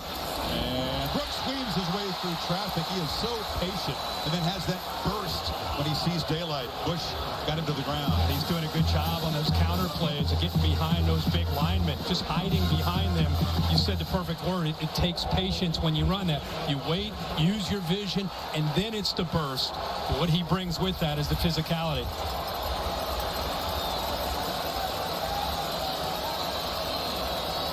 Sooners trying to bring this lead back under control before halftime. Off the play action, Williams retreating, buying time, rips into the end zone, just out of the reach. You know what, man? The fact that he saw him has me excited. I mean, the fact that he's a young quarterback that's trying to run for his life and trying to make something happen. The fact that he didn't give up on this play and just throw it away, and he somehow got that in there, almost completes this to Wills, is impressive. Good vision downfield by the freshman. See if Riley's thinking two plays here. Yeah, it's the first half, but the lead is 18. It's 3rd and 5. Quarterback run, always a threat with Williams in the game. From the pocket, though, delivers a looping throw to the end zone. Jump ball broken up, trying to get it to Hazelwood. And that was a nice play by Deshaun Jameson. 4th and 5. He got pressured. He couldn't quite come through the throw. The ball is going to be underthrown. It's one-on-one, trying to go back shoulder to Hazelwood. But if you see the pressure, he couldn't quite get his body into the throw, and I think it affected the accuracy. But a good drive by Caleb Williams here to come into this game. Burkich on for an apparent field goal attempt. If you're Texas, you want to be alert for a fake here. 35-yarder to cut the lead to 15.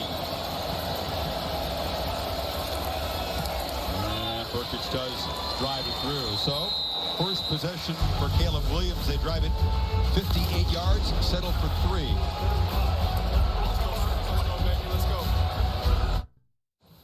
State Farm halftime report just minutes away. Booger McFarland, Kevin Nagandi in studio. Bounce back day for Ole Miss, Arkansas, and Florida. Yeah, which team can kind of get back to their identity and find out who they are again? Ohio State is rolling so far in the first half. And also, we'll take a look at Nebraska's defense against that Michigan offense tonight. Can Nebraska stop the run? Will the black shirts show up? We will see. Right now, offense is showing up at the Cotton Bowl. Back to Chris, Kirk, and Holly. Yeah, thanks. We're having some fun here. Oklahoma settling for 3. The lead is 15. Sooners will get the football to begin the second half. Texas won the toss and took it. Just to boot it away. Let's see what The Bear has got cooked up. Chris Felica with the Athletic Trivia question today. Yeah, this is, of course, Steve Sarkisian's first year in Texas, and the Longhorns with a 15-point lead right now. And that got us to thinking for today's Athletic Trivia question, which first-year head coach holds the record for largest win in the Red River Showdown? Well, Mac Brown, the last Texas coach to win the Red River Shootout in his opening season. Makovic did it before that. Oh, you did your. That's on the Texas side. Well, it's pretty well done there. A couple guys since then. Charlie Strong did not get it done. And here's Robinson. Makes a cut. He's wrestled down, but it's a 5-yard gain. Reggie Grimes got him down. Yeah, that lowers his yards per carry down to 10.9. Slacking. Man, is he fun to watch. I've gotten so many texts from people saying this is the first time they've seen him. Their eyes are open. Wow, this Bijan Robinson is fun to watch and legit. I mean, he makes people miss every time he touches the ball. He's wearing 5 to honor Reggie Bush. That was his boyhood idol, like so many other guys of his generation. Very few have been able to somewhat emulate what Reggie did. Of course, Sarkisian well acquainted with Bush. There are very few guys. He's a generational talent, Reggie Bush. But Bijan Robinson showing you why there's such a buzz building in Austin. Well, I think he has everything. You know, vision, patience, power, balance. First, he's got the vision. And when you see a defender coming, there's spin moves. He can run through you. He can run around you. He can run by you. I mean, he's got it all. And he's the most humble guy, they say, on the roster. There was some confusion. The end around was taken by Worthy. He nearly collided with Robinson. He kind of bumped into him, but they moved the sticks. That worked. A lot of traffic there. You know, we've seen him in short yardage get under center, and at time he runs right into it. But the most important thing is neither one of them had the ball. He gave it to Worthy. That was like me trying to navigate the game day set in the midway when you guys were doing your thing. I was bumped and jostled about like that. Oh, yeah? Every 5 seconds. Yeah. Good time out there. No hurry. 2 timeouts. Texas inside a minute and a half. Thompson retraces, throws it away. He just lofted it from inside the pocket. He got pressure from Benito. About that. Sooner fans hollering for intentional grounding, and they are conferring right now. Obviously in the pocket, under pressure, and just threw it. The closest receiver was a tight end, Cade Brewer. Here comes the flag for grounding. Brewer wasn't that close to it. No, it's pretty obvious he was just throwing it away to survive. Inside the pocket, Benito pressures, just throws it away. And Oklahoma pass rush is beginning to impose. They were, as you said, confused, off balance early in this game. And you've given up 35 points. Texas hasn't even run 30 plays yet. But the pass rush has begun to put Thompson under pressure.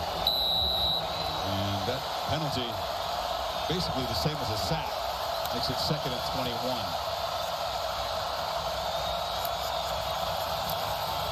Thompson launching downfield, battle on the edge, diving catch by Worthy.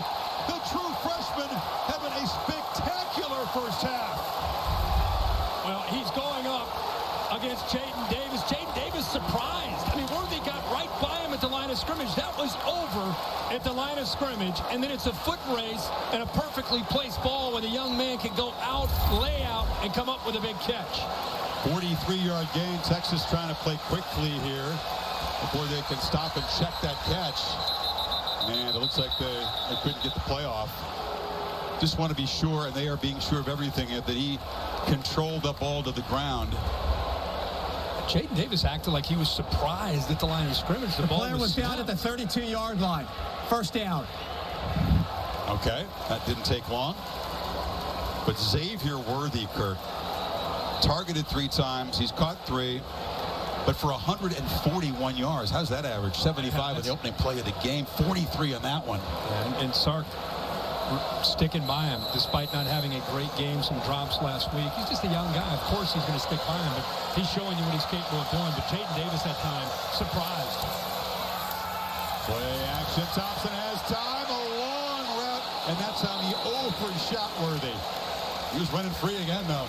One thing about Sark and how he attacks the defense. If he sees that he has a matchup, much like you see in the NFL, he's not afraid to go at it and go at it and go at it until you as a defensive coordinator fix it. Right now, he thinks that he has a matchup with Worthy against Jaden Davis, and he's trying to exploit that 8 against 4 matchup. He's trying to hit the gas and build this lead before halftime. This is Robinson running left. That time he's wrestled down. Great job containing him that time. Jordan Kelly, one of the backups on that defensive line, made the stop. Anytime you tackle him, before he gets going, it's a win. They're not spending a timeout here, and no urgency on 3rd and 9. They're in Cameron Dicker's field goal range, and now they're going to signal a timeout with 14 seconds to go. Okay, we have the timeout. Check back with Chris Felica. The year was, or the question was, the first year coaches in the Red River rivalry, the biggest margin of victory. Is that what it was? That was. I'm tempted to say, like, trivia question. You are correct. There's a lot of them. Switzer, Wilkinson, the Oklahoma side. You did nail the Texas one, which was Mac Brown, the 34-3 win. But the answer to today's athletic trivia question is Barry Switzer. The year was 1973. And he was in his 30s. What was the score? He was in his first year, and the Oklahoma Sooners were a 52-13 winner over Texas State. That gets your career off to a good foot. When you come, you're new at your school, and you can bludgeon the rival, and your first time, that's what Sarkisian's trying to do here. It becomes an instant statement win, and the folks feel great about it. It's got recruiting momentum. Texas, as the home team, has 90 recruits here. 90 watching this ball game. He's got him spread out, and he's got some one-on-one matchups across the board. Roshan Johnson is the back.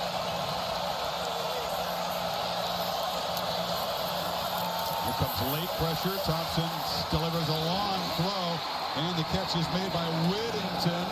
Clock ticking down now.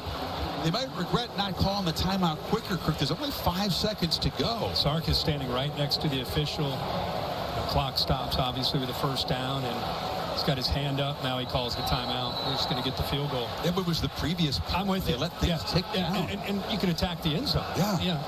And the way they're throwing the ball in these one-on-one matchups, take a shot or two into the end zone, right? Yeah, the difference between being up 15 with the other team getting the ball to start the second half and being up potentially 22 if they scored a touchdown is enormous, as it is Dicker for his first field goal attempt. 338 points in his career. That's number 3 for the moment as a kicker at Texas. He could jump up to number 2. He can pass Phil Dawson on that list if he knocks this through. Of course, Dicker heroics as a young kicker in this rivalry with a winner. Had one blocked a year ago.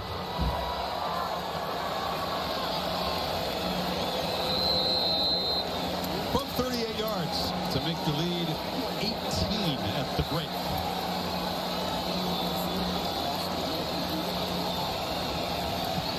And Dicker, the kicker. Hometowner from Austin, knocks it right through.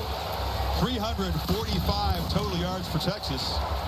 292 for the Sooners, but some crucial mistakes and a special teams play. Rattler hold as he was last year. We'll see if it's Caleb Williams to start the third quarter. 38-20 Longhorns. The State Farm halftime report coming up right after these messages from the studio.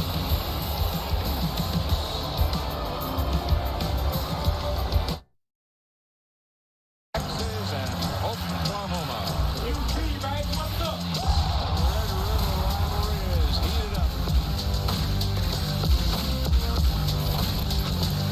Set for the second half, the 117th AT&T Red River Shootout on ABC, presented by Arby's.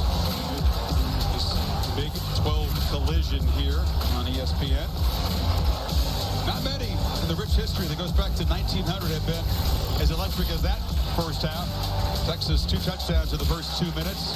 Oklahoma scraped and clawed, but it's been a big play UT offense and a quarterback change now to begin the third quarter for Oklahoma. Yeah, we'll see what Caleb Williams can do, you know, see if he can make plays running and throwing. I thought we might see him run the ball a little bit more when he came in. I say it's a change. Obviously, Williams came in because there was this episode of deja vu for Rattler last year against Texas. Throws a pick. It's Overshawn who's making a play today, too. And then the fumble in traffic, and eerily similar to what happened here. Miscommunication with Stogner, Kirk, and the pick. And then, as you said, just trying to do a lot and losing the ball in the pocket.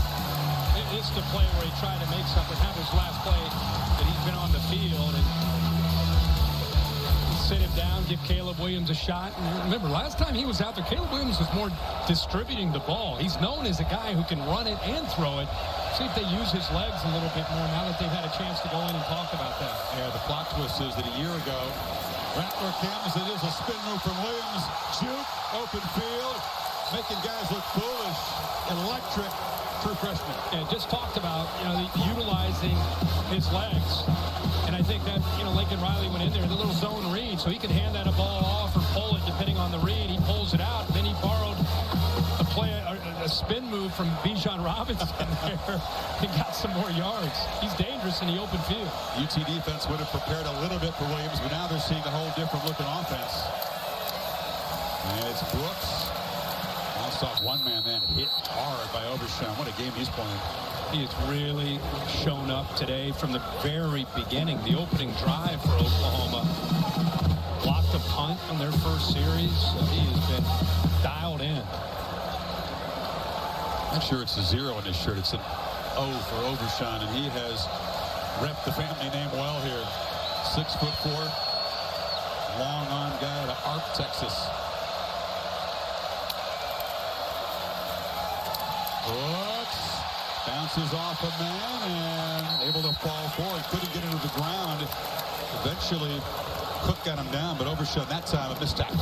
Yeah, that's as you said. Overshawn is flying around. He had a chance for a TFL, but the physicality of Kennedy Brooks that we've seen a lot of today bounced off that, and he gives Caleb Williams a much better chance here on 3rd down and 5. Overshawn flies around so fast. He does miss a fair number of tackles, being a little bit out of control sometimes. Gray is the back.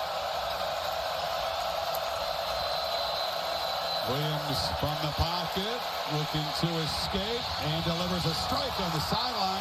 Catch made by Michael Woods. Now they're saying the Texas saying incomplete. What is the ruling? I don't know if he completed the process of the catch. I mean, he gets his toe down, but watch the football. Jaron Thompson in coverage. I think he did get the toe down for sure right there. Yeah, the toe's down, but watch. Let's see whether you can't tell. I mean, I think the ball came out. It's the part you can't see. Yeah, the Sooner fans see the same replay you're seeing, and they can't tell whether or not Woods controlled it to the ground. Not survived the ground. Yeah. 4th down. Ball came out. I mean, he did a heck of a job to go up and get his feet down, but watch the football. So we know that he's in, but there's the ball right there. Incomplete. What an effort, though, to climb the ladder there. Toe tap. Is there a thought by Riley early in the 3rd quarter? Is into the field in 4th and 5 at all? Too early. Send out Michael Turk, the punter. He transferred from Arizona State because of the Pac-12's vaccine mandate. That's why he's here for the Sooners. Had that punt blocked in the 1st quarter, his first attempt. Set up a touchdown. Gets this one away. And drifting back, Jameson makes the fair catch at the 7-yard line. Beautiful day for the Blip. Breezy overhead the Texas State Fairgrounds. Goodyear with our aerial coverage, making the plays that move you forward. Goodyear, more driven. Fans here still, what a beautiful sight, by the way, at the State Fair. Nothing like this setting. And if you've never been here, from the 50 around to the other side of the 50, burnt orange, and then vice versa. I mean, it's crimson and cream and burnt orange. It's over to your left is pigs and cows, too. There's livestock very nearby the stadium. That's kind of what the State Fair, that's part of what it's about, right? There's the prize bull competition. And, yeah, get you to judge that once a year. After the game, we'll do it. Robinson into heavy traffic, and he's slammed down by Isaiah Thomas for a loss. Holly? Well, guys, Lincoln Riley obviously started Caleb Williams in the second half, and he said it was turnover-related. We cannot turn the ball over. That's why Spencer Rattler's on the sideline. And then I asked him about tackling Bijan Robinson. How can they stop him better? And he said, we've had guys in position. We're missing tackles. He said, also, we're over-pursuing. He's so good on the cutback. We have to stop over-pursuing on Bijan Robinson. Well, they got him for a 4-yard loss, Holly, on that play. And now Thompson from the end zone checks it down. He's slammed to the ground. Benito got Bijan down that time. Casey Thompson has settled into his first start in this rivalry pretty well. Look at those names. All times. Bradford, Murray, Jason White. Texas now with Casey Thompson on the board. Heisman. Oh, you on the left. So pressured. Yeah. Now he needs 12, though. Pin back. Oh, you showing pressure. That's Benito creeping up on that left side of the pass rush.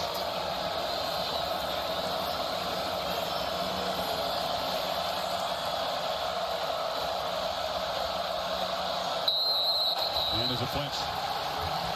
Left guard. Took a long time. It took forever. Tough. False start. Number 68. Offense. Half the distance to the goal. Third down. You cut down on penalties today. Got to have a fan by air conditioning. Oh, you got to love Bebo. Keep the flies off him. Yeah, that O-line, now they know a sack in the end zone is going to be a safety. Thompson back in that burnt orange paint, looking for somebody, delivers a long throw, no chance, just delivered into the bench, 4th down. Go back to when you said you think Lincoln's thinking about maybe going for it, and I thought maybe a little early. He did a good job with the special teams, pinned them deep, and then relied on the defense to come up with a 3 and out. Now they're going to get the football in very favorable field position here. Yeah, the key, they got Texas behind the sticks. Yep. Tackling Robinson for a 4-yard loss on 1st down. Marvin Mims is the punt return. He's standing at the Texas 41. Kicker gets it away, and it's Mims right there for a fair catch. So tremendous field position for Oklahoma as they're trying to cut into this 18-point lead. That's what we're talking about. True DNA of the state fair down there.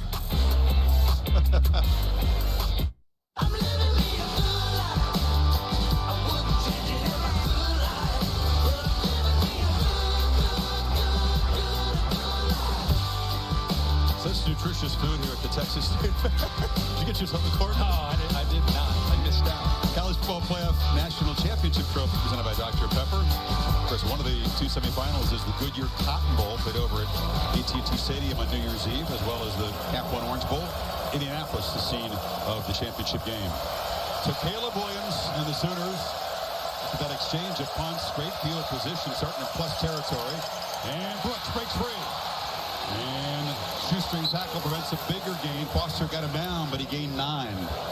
Just a really good job of navigating in the interior there. Picked up a block by Chris Murray. Was able to climb up to that 2nd level. Right tackle Kirk Tyrese Robinson, senior out of McKinney, Texas, is being tended to. Crucial moment in this game. We talk about all the electric plays, that amazing start. Texas jumping out, Oklahoma trying to get their footing and get back in the game. They lead 18. So unless you can start throttling the Texas offense, you don't have an unlimited number of possessions to get this back. This kind of feels important. It does. I mean, every possession at this point is very important. I think you see Caleb Williams. I think the playbook changes because he's a runner.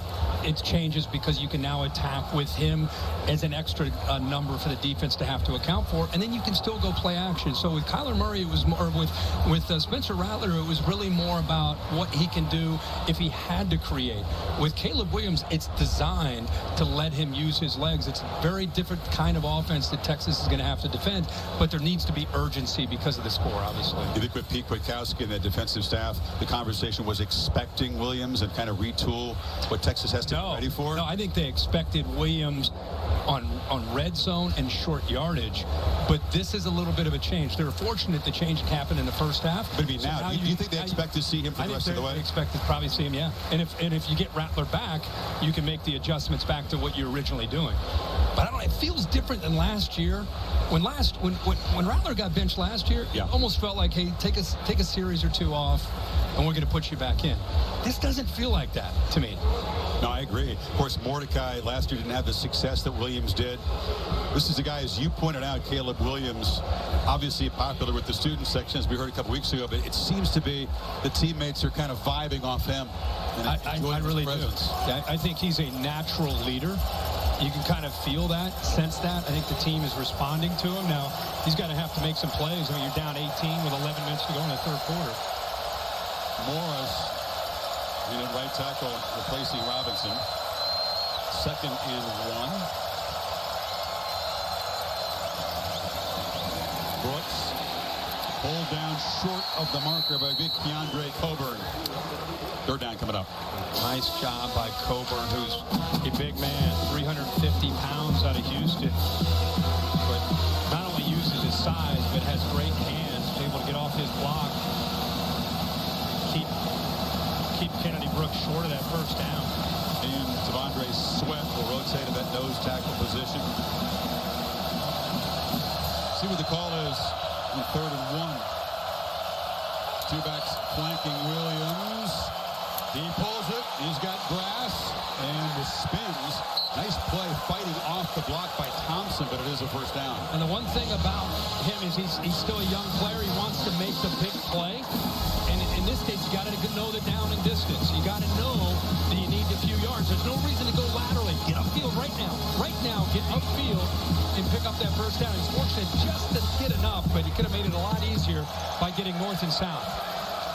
If you're Oklahoma fan, Kirk, you're thinking, where is Mario Williams? The talented freshman out of Tampa has been a big part of this offense. 20 catches coming in. Hasn't even been targeted today. Stogner hasn't had a catch yet. This is Brooks in the middle. So some of the normal pieces that Rattler usually works with haven't been involved yet for you. Not yet. Not yet. And I think, we've seen them try to find different ways. Marvin Mims, a big target. Really, they've been hitting Jeremiah Hall when they've been throwing the ball. Texas's defensive scheme has been to try to keep all of those receivers in front of them. Make OU throws underneath. Play action, ball zipped and a catch made. Cross for the 1st down. There is Mario Williams finally. This freshman who's got a growing role. He's electric with the football. Yeah, he's into the boundary against Jamison and does a nice job of working back to the football, but it's like he was able to still pick up the 1st down. Gave him a pretty good spot there to get that 1st down.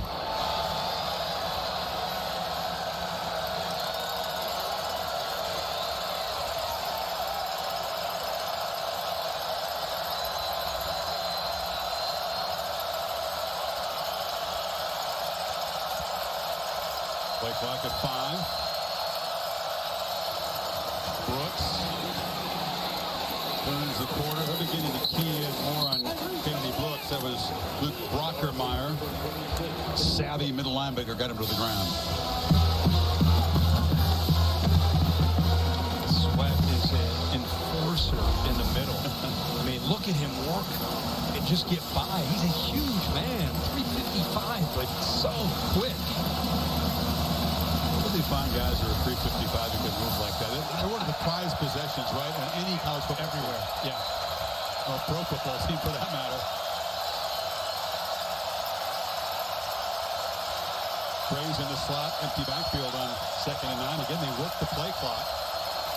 Williams flips it down. Gray tripped up. Overshot 0 on 0. Got him to the ground. Texas showing him pre-snap, and Kwiatkowski, it's one thing he wants to do with a young quarterback is show him one thing pre-snap, go to another. That time they showed pressure and then dropped out of it after the ball was snapped. Had people in position to get after Eric Gray. Is it conscious, Kurt? Not a lot of tempo with Williams. They slowed things down with the pressure. Here, taking their time again before this 3rd and 4. Look at all they're putting on the shoulders of a young freshman, Caleb Williams here. They're in the loudest part of the stadium for OU, right in front of the burnt orange fans.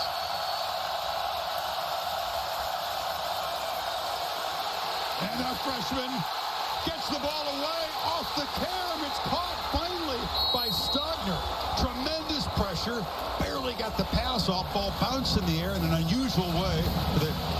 expect to finally get a catch today. Well, they disguised the blitz and brought it late with Jerry and Thompson.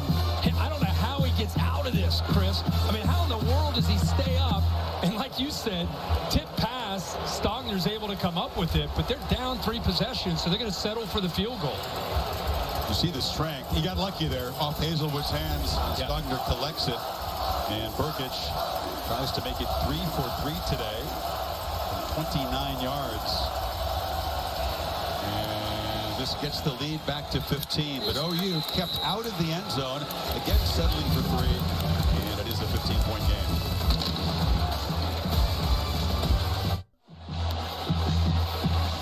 Taco Bell, once again, welcome you to the Live Moss Student Section of the Year contest. Use the hashtag Student Section Sauce to get the committee's attention. ESPN.com/Taco Bell.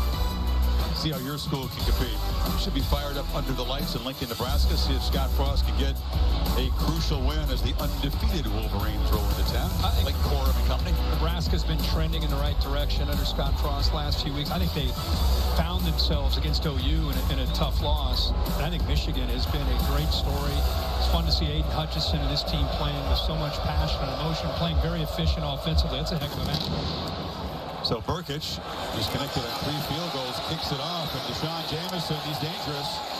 Rare kickoff return today, and he struggles back near the 25-yard line. A lot of big plays in the first half for Texas. It's first play of the game. I was just getting up here from game day and getting my headsets on. Worthy scores a touchdown. First possession for OU, block, punt. Texas recovers, eventually would score with Bijan Robinson. And how about this? Missed tackles. 1, 2, 3, 4, 5, 6. He's not done. I think he got all the way up to 8 missed tackles on that one run where he had a chance to show you what he can do. And Casey Thompson has been making some big plays. 11 of 18, 246, and 4 touchdowns so far in this game. Robinson forces as many missed tackles as anybody in the country. That's been a problem for Oklahoma all year. Long throw going down low to grab the ball above the grass is Worthy again. 17 more yards for the freshman. Yeah, he has done this in the past in the first half where he rolls right, goes back into the boundary to Worthy. I love that there's 6 minutes to go, and Sark's not thinking about let's kill the clock. He's still aggressive and attacking. Late pressure ball tipped at the line of scrimmage, and a couple of flags come in the offensive line pit. It's a hold in the backfield. They were coming down close to Thompson. That was Downs who was pulled down. Ethan Downs, the freshman from Weatherford, Oklahoma.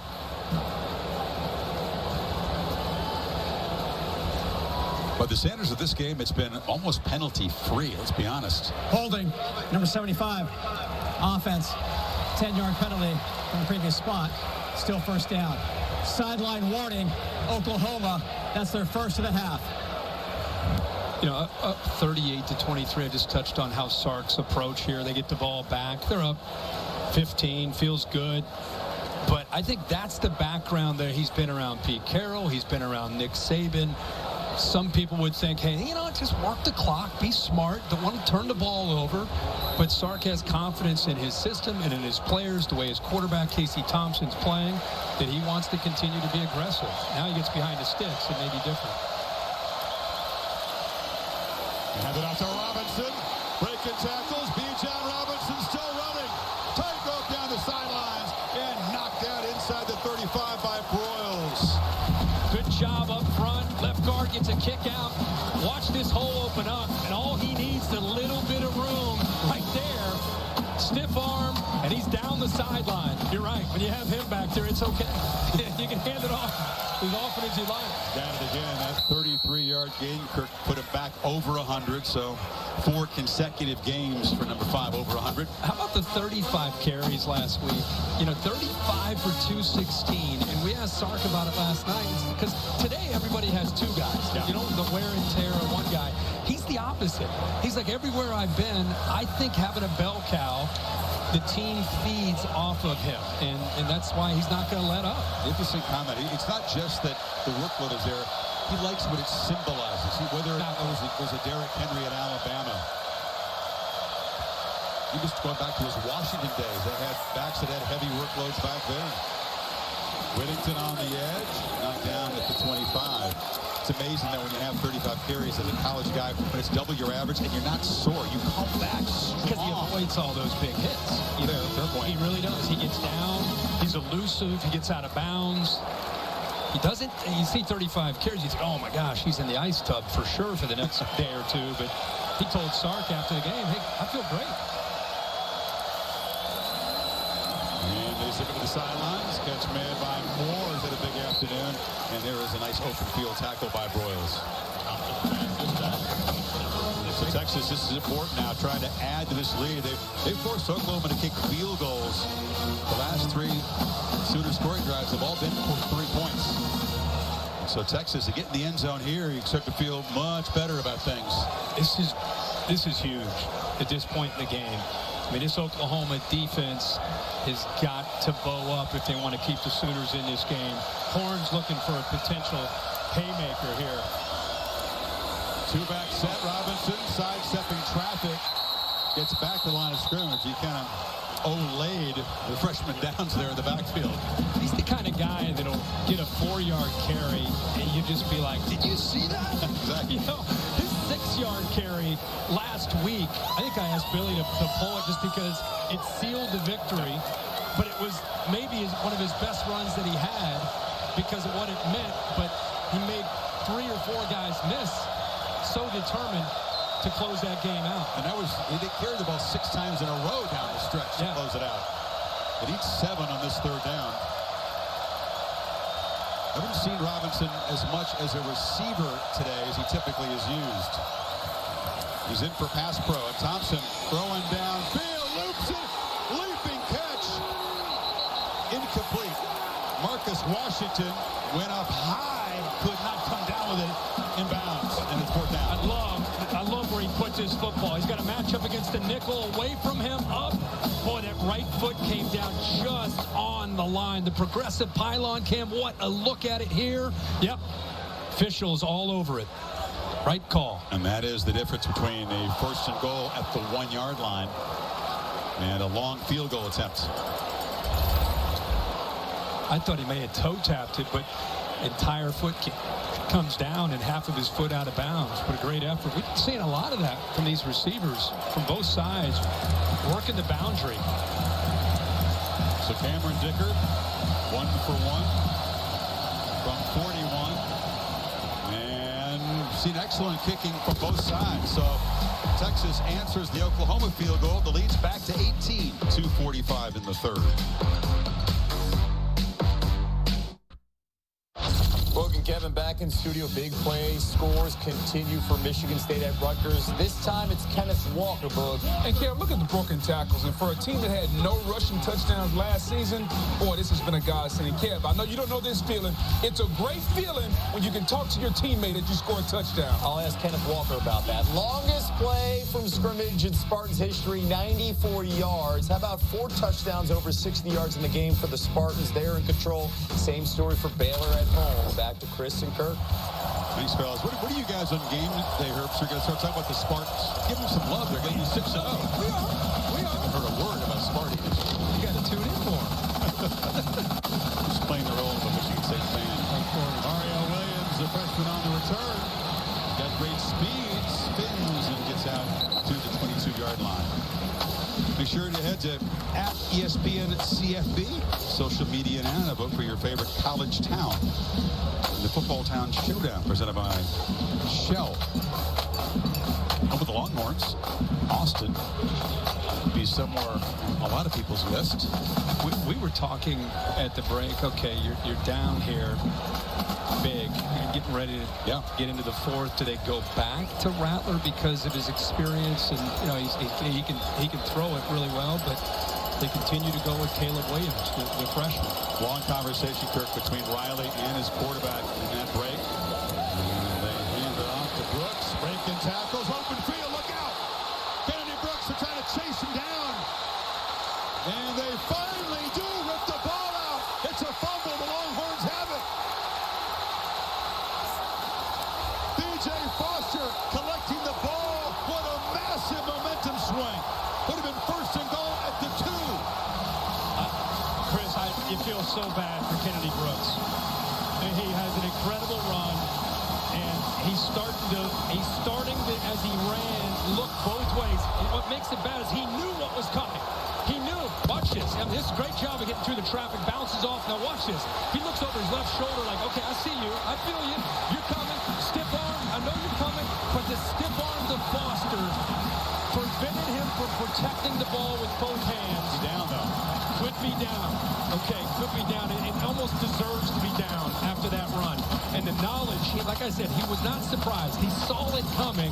He just, with that right hand protecting himself, he left himself vulnerable on the other side. And then he tries to hold on because he knew Jamison was coming, but he's definitely going to be called down. Yeah, the knee hits just before the ball is ripped clean. He had two hands on the ball, and Jamison was still able to rip it out. What a massive replay review, and the backside goes down. You're right, for Brooks, after that kind of effort, yeah, it would be very, very tough break for him, and obviously for the Sooners if it ends in a fumble. To me, it's just because a great run, but the awareness, the right knee is down. He's definitely going to be called down here. Don't you think, Billy? Yeah, we've got a right knee down. I mean, tough play for the officials on the field, yeah, but a couple good angles that show possession of the football, knee down, then the ball came out.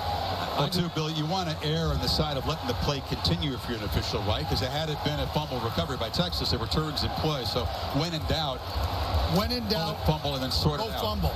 At the same time, if you know the call, you make the call. But they had doubt on this one. They let it go. Again, I just want to reiterate as he's running downfield, he looks over his left shoulder saying, okay, I know you're going to try to take the ball away, but I got to deal with B.J. Foster on this side. And so it wasn't as if he was surprised at all. It was just a really good effort by Jamison to eventually get that ball out. Scott Campbell on the field. Jeff Hansen is the replay official. The Big 12 replay command central can get involved too. Have to see clear evidence that the knee was down before control was lost, and it's tough because some of the camera angles are obscured by players' bodies. We think it was pretty clear that he was down. At this point, you got to be thinking they're just trying to make sure they get the right yard where the ball needs to be placed. It's down near the 10-yard line. But I was just thinking, Texas protecting this lead. They forced field goals. The runner's knee was down before the ball came out at the 13-yard line. First and 10, Oklahoma. And you're thinking the one thing you cannot do if you're Texas is to give up the electric shock play, the quick spike play to let Oklahoma get back in this. But you work for it. But you're thinking it's coming through the air, right? I mean, you're not thinking it's going to come off of a couple broken tackles. And Kennedy Brooks, who's had a heck of a day running the football, he's at 143 yards now for the Sooners. You got 65 on that jaunt. So replay gets it right. Gray spelling Brooks. Lincoln Riley at the top waving his arms trying to get Caleb Williams' attention. He finally did. Play clock's winding down. May need to burn a timeout here. Yeah, they're not going to get the snap off. Riley must have felt it was worth it to get his attention. But again, the inexperience is he's not started a game. That's where the spot duty. That's where the inexperience comes in. Like I said, he was waving his arms up there for 10 seconds, just trying to get his attention, trying to adjust to play. And, sometimes I've heard people talk about this recently. Those timeouts are so important. Is it worth wasting that timeout just to prevent, a loss of 5? Just because down the stretch of a game, you want to have every timeout at your disposal. That's a good point. That's one to remember if, in fact, they do need those timeouts. I wouldn't say chip away at this point. They've been trying to chip away. Now they need to cut into this league. They need 7 here. And I think Lincoln has to reiterate to the young quarterback urgency. Hey, man, we're getting here with minute 52 to go in the third. We need touchdowns. But we also need to move. He's got Woods to the right, single coverage against Thompson if he's looking that direction. Top of your screen. Gray is the back. Gray's got it and bounces it, and good pursuit. Strong play on the edge. Ray Thornton, the Bayou Bengal transfer, made the play out there. Yeah, I'd love to see Thornton doing a good job of keeping the edge of the defense, He's up on his feet, gets off of Mims to block, gets outside, and of course Overshone also right there, just looking to clean it up. Texas doing a good job of disguising pressure and bringing it late against the young quarterback for those safeties. Sooners behind the sticks on the first down. Tyrese Robinson, the right tackle, is back in the game for Oklahoma. Pressure off the edge, throw to the end zone. Hazelwood could not collect it. Stretched out. Incomplete, 3rd and 11. Well, that's what Hazelwood wants. He's dangerous in the red zone. Spreads out. He's got it. I mean, that's a touchdown. Ball's perfectly thrown to the outside, away from the defender. He wins. Just got to hold on, secure the ball, and it's a touchdown. Nice soft throw. Perfect underneath it. Yeah, that was perfect. Now they switch out Hazelwood to the field to the right, and they bring Michael Woods into the boundary to go up against Jamison, who they just went after, and they isolate him.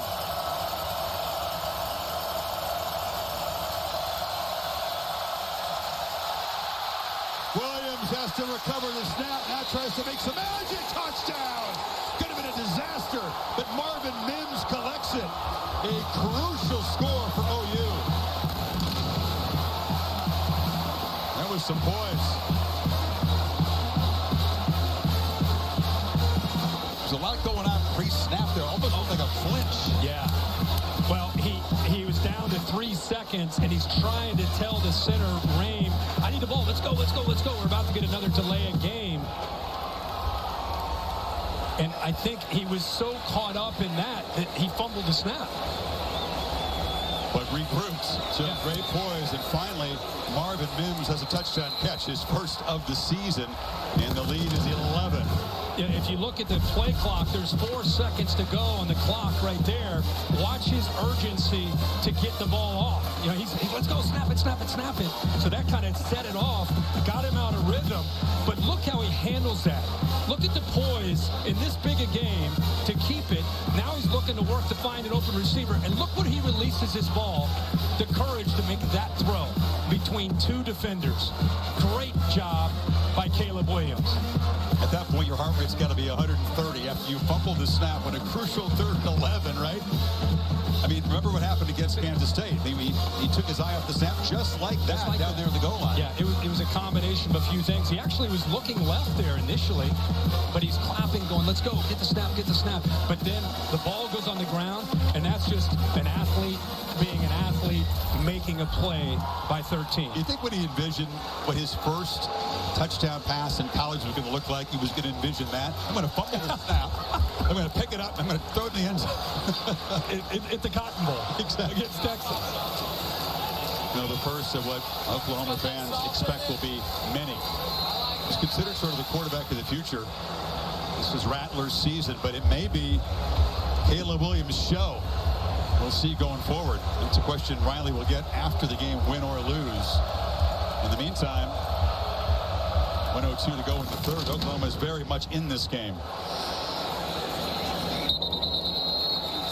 We get 2 heavyweights here. And tonight in Vegas, the long-awaited 3rd fight between Tyson Fury and Deontay Wilder for Fury's WBC heavyweight belt. Prelims begin at 7. Main card on pay-per-view at 9 Eastern, 6 Pacific. Go to ESPNplus.com/PPV. I'm all over this. Yeah, I'm watching. I watched the second fight, and there was such theatrics for the entrance. Yes, there was. Fury was singing a song, and Wilder, you know, he looked like he was heavy-legged after his entrance. Who do you like tonight? I'm going Fury. Okay. Yeah, he's just a big dude. Yes, he is. Now the big dude for the Texas offense. Bijan Robinson keyed into by that Sooner defense, and Winfrey's got him for about a yard gain. It's funny how I always say there's a good look at Sark looking out over his offense. When your quarterback makes the play, it impacts the energy and juice of your defense. This is a great shot. Sarkisian, Kirk, he's lived 7 or 8 lives, maybe 9, and to arrive at this spot and now be calling plays for Texas in this rivalry, first year as a head coach. 4th quarter coming up. Oklahoma crowd has come alive here. They're on the far end where Texas offense is, but they're trying to make themselves heard. Well, it affected the center that time. Snap infraction, number 65. Offense, 5-yard penalty, still second down. He started the snap, lost his balance, and just kind of started to fall back.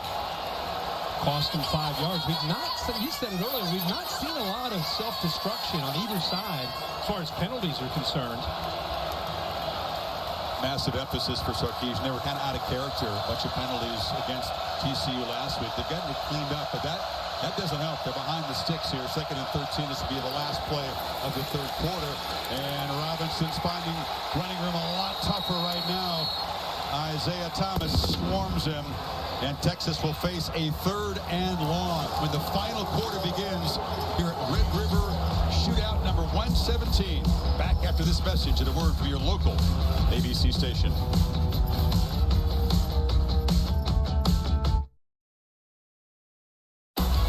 Are you ready for the final quarter here at the Cotton Bowl? This presentation of the Big 12 on ESPN. Great energy. Heard both sides, fans, everybody on their feet trying to create some noise, some energy. They know the importance of this play. Both teams, Sooners want the ball back, but of this 4th quarter. Lincoln Riley firing the troops up into that quarter, heading into this 4th quarter and this 3rd down. Waving his arms around saying, do your job. Do your job. Again and again. The job is to get to Thompson, but he steps up and delivers over the middle, just over the hands of Joshua Moore, was running free. Couldn't find him. And here comes the punt team.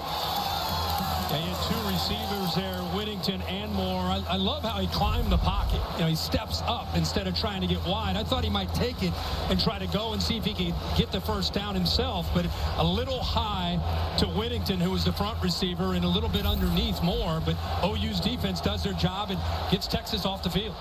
Had a long way to go. Needed 14. Probably feel like a better chance to throw for it. There's no returner back. No returner back, but the ball's going to dribble into the end zone. That's unlucky for Cameron Dicker. They could have downed that ball at the 5. There was nobody back there. 78-yard punt on the roll. Coming up, Sunday NFL Countdown. Dak Prescott, Joe Burrow featured in one-on-ones. Randy Moss ranks the best catches, and you got Moss. You don't want to be on his list. 10 Eastern on ESPN Live on the app. Okay, so here we go. 17 seconds into the 4th quarter. Ball at the 20-yard line. And a guy that's never started a game before. He's played a couple of snaps. Caleb Williams is now in charge of leading a 4th quarter double-digit comeback to create an incredible, unforgettable memory for himself in his first chapter of this rivalry. And his fan base. Yeah. I mean, talk about perhaps earned the job for the rest of the way. Rattler on the bench, and it is up to 13 to try to bring him back. With some help from the guys up front.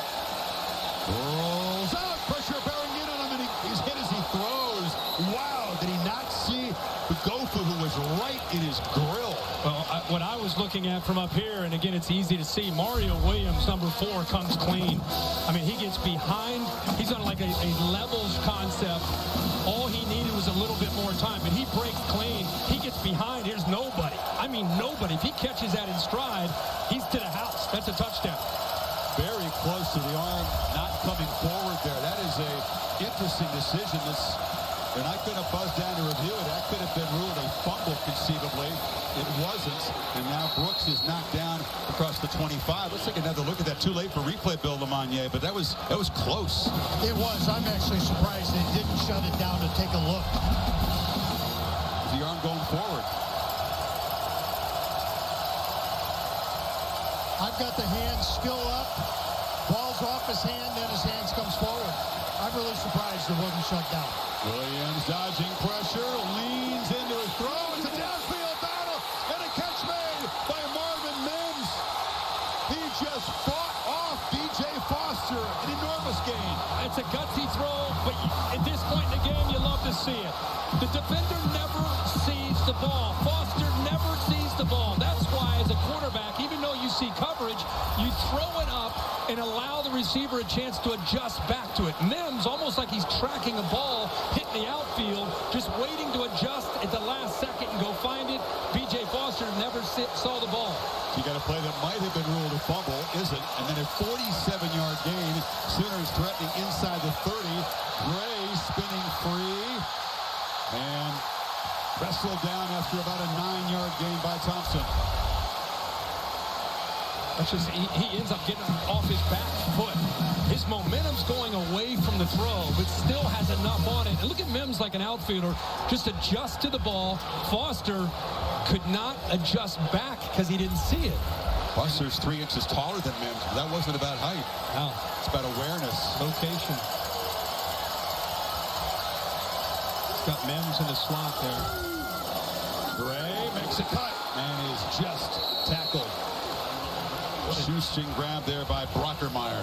What a different feel when Eric Gray gets in the game. Kennedy Brooks has been pounding this defense with physicality. And we've seen Eric Gray now come in with quickness. Slant. West. Knocked down. Is this the drive when Eric Gray finally hits in the end zone? Hasn't scored a touchdown in his Oklahoma career yet. He's been tackled at the 1-yard line numerous times. To be sweet for him if he could pay the drive off. And with this drive, they make a switch, get fresh bodies on the field for Oklahoma. Texas does not. All of a sudden, Lincoln Riley playing with a little bit more tempo with Williams in the game than he was in the first half. Texas defense staggered at the moment.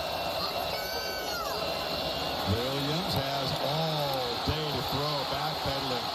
Now rolling, scanning the end zone, delivers, incomplete. It was beyond the boundary trying to find Michael Woods. Third down coming up. Keeps that play alive. They just rush 3, drop 8, have everybody really in coverage, trying to keep their eyes on the fleet-footed Caleb Williams and what he can do with his legs. What do you do if you're Texas here? Do you bring some pressure on the young guy? They've been bringing late pressure, and it's been pretty effective. I think that time they rushed 3, dropped 8. He had nowhere to throw the ball, so we'll see what they end up choosing to do. I wouldn't be surprised, a little bit of pressure. Gray motions back in. 2-by-2 look. Play clock at 3. Williams from the pocket delivers a high ball. No chance for Hazelwood. That was just airmailed, and now it's 4th down. He came free, but he had pressure right in his face. Again, he threw off that back foot. Riley kind of just shot his glance up to the sky. He didn't want to have to settle for 3 here. Does make it an 8-point game. Burkich, too many field goal attempts for the OU fans liking today. This is just from 26 to make it 4 for 4. It's been a long time since the Sooners have been within 1 score in this game.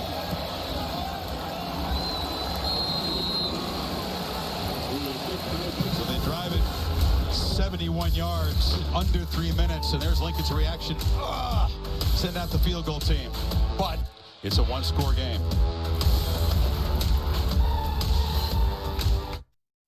Boog and Kevin back in studio. We got offense in Oxford. Hotty time, Matt Corral to Braylon Sanders. Yeah, just Matt Corral showing their arm talent. Receiver gets behind the defense and the easy pitch and catch there for Corral. 59 yards would set up a 1-yard touchdown run. Ole Miss up 45-38 over on ESPN. Coming up in less than 25 minutes.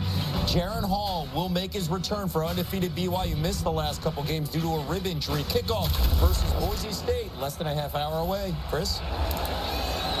Thanks, Kevin. Kickoff taken by Johnson. Slammed hard. Does not make it back to the 20-yard line. All-State bus. Aaron Dallas. Chris Wilson spinning around. What's your All-State celebration moment, Kurt? Arizona State, a bit off the radar, but last night against Stanford at home, how about Jack Jones, DeAndre Pierce, heck of a play. Arizona State playing great since a loss early in the year. They're 5-1. They have Utah next week. That's past your bedtime last night. Don't tell me you were up watching Sparky getting it done. I was watching it. We had a good time last night, right? Hanging out a little bit, talking ball. But then you said, get out of here. I got to go to bed. You're up late and watching Pac-12 after dark. Wait a minute. I couldn't turn it off. Little urgency now, a little pressure. Thompson takes over. Up eight. And he gets swarmed. They sack him inside the 10-yard line. Brought pressure from out here. Bring it up the middle as well. Oklahoma playing with some serious intensity right now. That's Stutzman, the true freshman linebacker that came around the edge, along with Benito. He's a guy that's been battling an injury, came in questionable today. That's the first time we've called his name, but that is a big play. This stadium split 50-50. They are right now in the heart of the Crimson and Cream. Way too often, Thompson and this Texas offense have been behind the sticks after a first down. Penalties, sacks, pressured again, throws to the goal line, and long throw incomplete. Moore tried to come back to get it, and it's 3rd and 18. Alex Grinch has this defensive line stunning, moving, doing a lot of different things to affect the communication. And in front of this crowd, it makes it very difficult on the Texas offensive line to make the proper adjustments.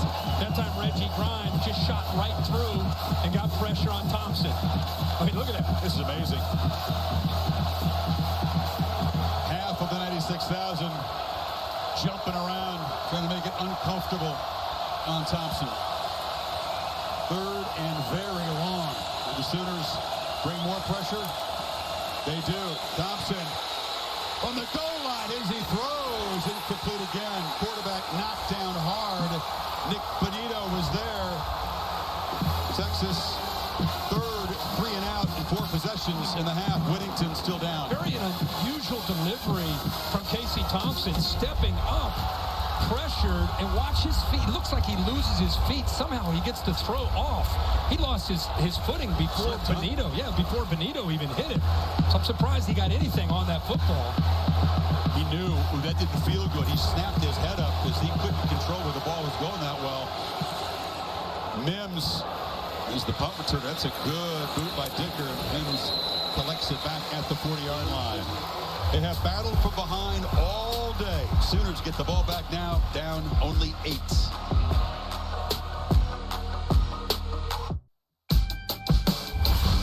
College football on ABC is presented by Arby's. We have the meats. Riley said it's all about the hat. One side's going to be posing for pictures with that famed golden hat that sits on top of the trophy for this game. That was invented about the same time they were breaking ground in the stadium back in 29. It used to be the bronze hat, then it got upgraded to the gold hat in the 70s. Big possession, obviously. Look at these 5 possessions in the red zone. 2 touchdowns and 3 field goals. You've got to think, if you're an OU fan, looking back at this game, you'd hate to see it come down to losing potentially by not executing down when you get close to the goal line. They got to punch one in. Brooks. Oh, just shoestring tackle. Brockermeyer prevented a big game. Jordan Whittington. That arm and mid diving attempts to make that catch does not look good, that right elbow. That's it, though. You lay everything out there. You make every effort you can to make a catch to help your quarterback out. Caleb Williams has been out here for 5 series. 4 scores, no turnovers. That's the key right there. Yep. Looking to throw on 2nd and 5, and zips it sideline route. That's Mario Williams. Didn't have a catch in the first half, involved a couple of times here in the second. It's a first down. And then Texas brought pressure. Both their linebackers. It was picked up very nicely. I love that he sat in there. He didn't bail.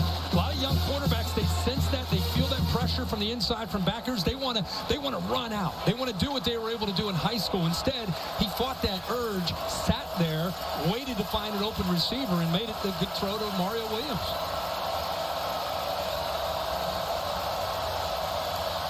Brooks and Willis in the backfield. Get it out quickly to Williams on the edge.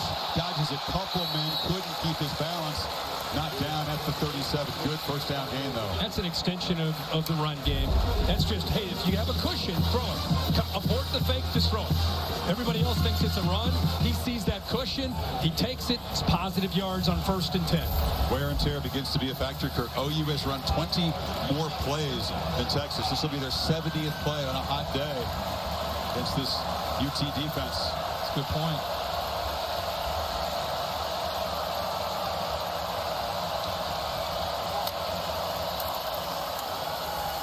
Off play action. Williams scanning, being chased. Flag is down.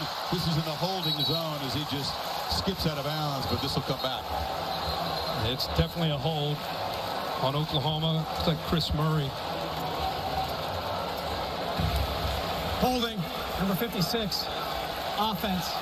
10-yard penalty from the previous spot. Still second down. It's their first official penalty accepted today. He's the right guard, but watch where he works to get out here, protect the backside off the fake. He wraps him up. You know what the Texas coaching staff is thinking finally? A lot of teams who play Oklahoma complain that there's a lot of holding going on. Yeah. That doesn't get called. They've been penalty free today until that one. So it's 2nd and 14.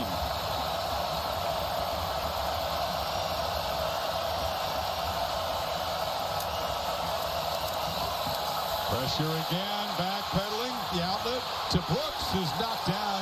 What, did he go down? The tackle. I think Sark's convinced his knee went down. Sark said he's down. I think Kennedy Brooks thought he was down. He kind of let up for a second, and then he didn't hear a whistle, and he just kept going. Well, I think they're going to have to, unless they're positive, take a look at his elbow. It was not his elbow. It was not his knee. The elbow that may have gone down. And that was right in front of Sarkisian, who brought that to the official's attention. Is under further review to see if the runner was down by roll. Look here. Hit as he throws again. Yeah. It's the right arm. Foster comes in. Boom. For down sure. Right there at the 48. It's a nice play by Foster. Tell you, Kirky, we talked about the wear and tear. These defensive backs have been running around all day. Now you got to come up and play with control and make a crucial tackle like that in space, because the game could get decided on something like that. Oh, yeah. Well, that's a 15-yard difference. Yeah. From where the ball's spotted right now to where it's going to be, you're talking 15 yards. Right now, if this play were to hold up, it's 3rd down and about 4.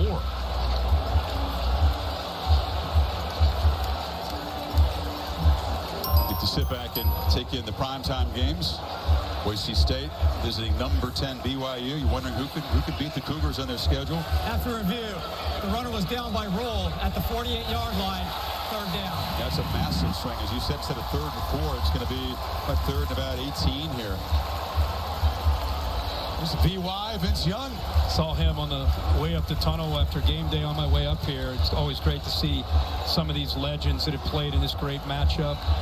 Man, 10 took Mac Brown to a different level, helping him get over this hump of trying to beat OU in this game. Played with a swagger, and the team fed off. He and Sark get along fine now. Yeah. Yeah, exactly. They do this so much. Yeah. It's 3rd and 19 officially. And you got 2 plays here to pick up 19 yards with 7:40 to go in this game. Longhorn defense spread out. Brooks is the back. Williams has plenty of time. Steps up. Watches downfield for Mims. Diving catch. No signal. Touchdown. Are you kidding me? What a play. Marvin Mims had a touchdown all season. That's one for the rocking chair there. Unbelievable effort by Marvin Mims. Watch the foot come down. Where the foot comes down, it's not the shoulder, right there. He's inbounds and then the elbow, but that left foot touched to get him inbounds. Watch this, a progressive pylon cam. Check this foot out. Oh my goodness. My gosh, he's inbounds. His laces came close to hitting out of bounds. That's inbounds. That last closer. Look, that pylon cam might be the look of the year on a big play. I tell you what, Kirk, there's something about Caleb Williams. I mean, yes, you can say his receivers have made spectacular plays, but there's something about his ability to create moxie. Belief, moxie. Players want to play for him. Hit Spencer Rattler now. Back in and a 2-point conversion. In the game. This is the first 2-point conversion they've attempted this year. The crowd had a very mixed reaction. This is for the Tide to climb all the way back from 21 down. What a time to come back off the shelf.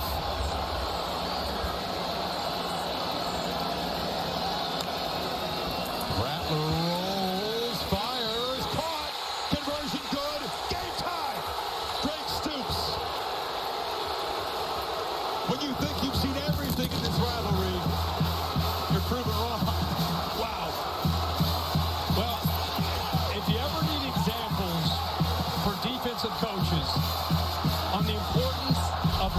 recognizing the football and being able to adjust to the ball as a defender to this game is it. OU scores, defender loses the ball, and they hit the two-pointer with Rattler to Stoops.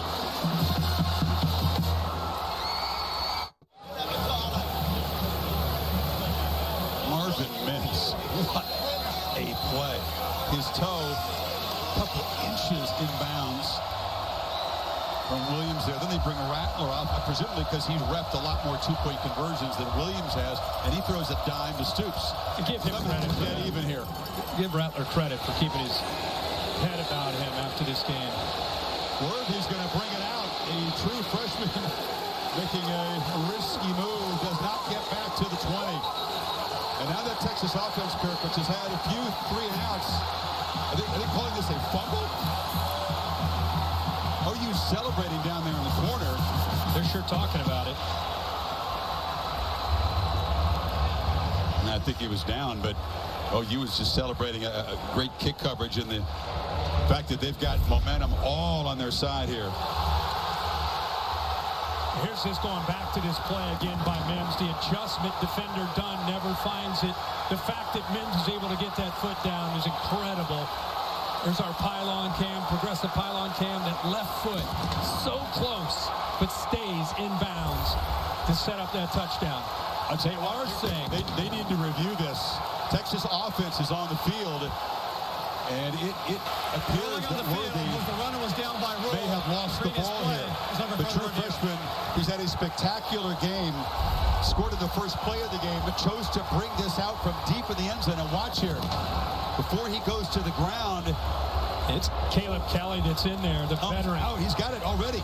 Yeah, he just took it away. Yeah, Caleb Kelly, who's been through a lot over the last couple years, a veteran, gets that left hand wrapped around the ball, left arm, and before Worthy can go down, he takes it away from him. That's a dude who's played, what, 6 or 7, 8 years of football here. He's been taking the ball away from a guy who was in high school a year ago. Worthy made a tough decision. All day long, returners have not chosen to bring those kickoffs out. And if this stands, then I don't see how it couldn't. Oklahoma's going to be set up at the 19-yard line. You wondered who's going to make the crucial mistake. Yeah. It's about big plays. Often it's controversial, but often it's just a mistake in the moment. The intensity, and in this case, an inexperienced player.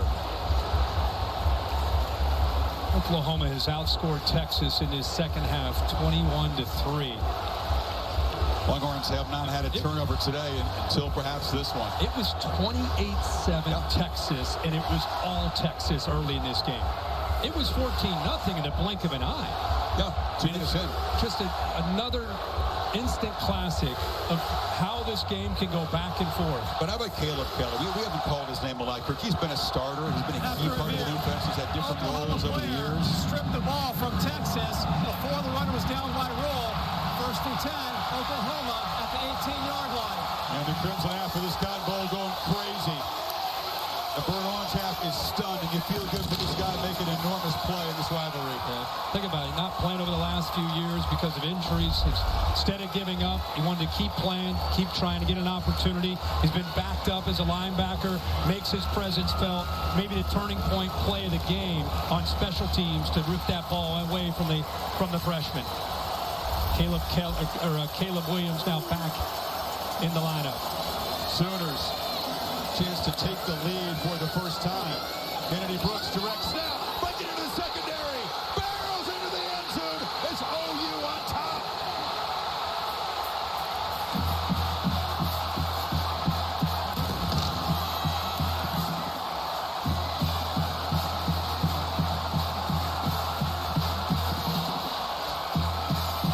Just an insane last 5 minutes.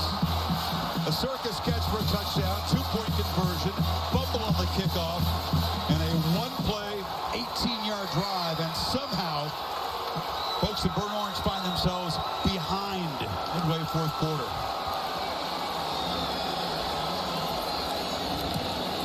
Insane.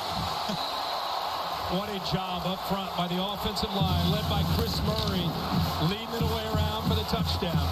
The Thompson of the Texas team answer now. note back in studio, letting our audience know, programming note, we're 30 seconds away from Boise State at BYU kicking off. That game will be over on ESPN News. And right now, how about Arkansas? They tied it up. Here comes Matt Corral. How about the play called double move? Great call by Lane Kiffin. Better throw by Matt Corral. Ole Miss up by 14 seconds left, Chris. Back to you. And Lane Kiffin's old buddy, Steve Sarkisian, suddenly finds his offense down by 7. Is Worthy not back? Let's see if he kicked this time, and that's what should have happened last time. So go back to this touchdown and watch what you see with the right guard pulling around here, Chris Murray. What I love are the receivers. Stoops out there. The tight end is helping out. 9. Wills gets a block. And to the left, 11. Hazelwood. There's nobody left. Nobody left. It's great blocking on the perimeter to pick up that big run, and you can see Xavier Worthy saying, fellas, that's on me. That's my bad. And Sarkisian gave him a smile, tried to get his spirits up. This is the guy that, of course, scored that 75-yard reception on the first play of the game. For Williams, 7 drives he's led for Oklahoma. They've scored in 6 of them. Now Casey Thompson suddenly has to respond down a score. Delivers a long first down throw, and they get the ball to Worthy.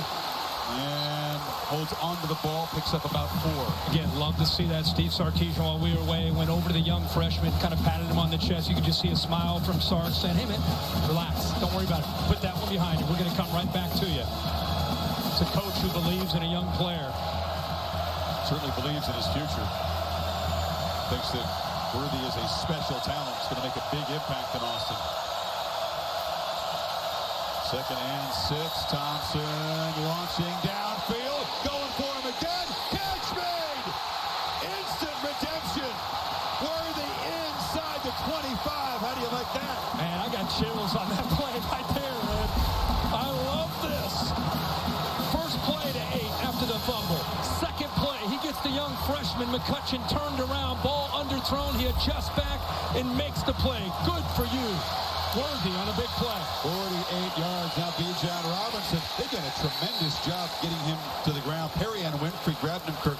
The one big run early in the 3rd quarter, and that part of that field goal drive, nothing since. No, they're doing a much better job of not letting him get started. When he gets going, he is a handful for those linebackers and safety. The difference to me has been the interior. You've seen Winfrey and others being able to get to him near the line of scrimmage as opposed to letting him get on the edge where he's got room to work. That's been taken away from him. This is going to have to be Casey Thompson. He's going to have to keep making plays with his arm. 2nd and 12. Robinson's got it, and they've got him again. They are all over Bijan Robinson. Marcus Stripling made the tackle. It's 3rd and 11 now, Kirk. And again, they got penetration. This defensive front's doing a heck of a job. Linebackers are keyed in. They're taking away the cutback lane. It's a big 3rd down. Now you know Casey Thompson's going to throw here. 2 plays to get the 11 yards, you would presume. Sarkisian's not thinking field goal here. First couple plays, he won up top, going to Worthy. That single coverage up there again. Checking the sidelines, play clock winding down inside 5. Sooners bring pressure. Thompson launching for the end zone and overshoots his man. Tried to get it to Marcus Washington. Risky throw, and it's 4th down. Very low percentage play there.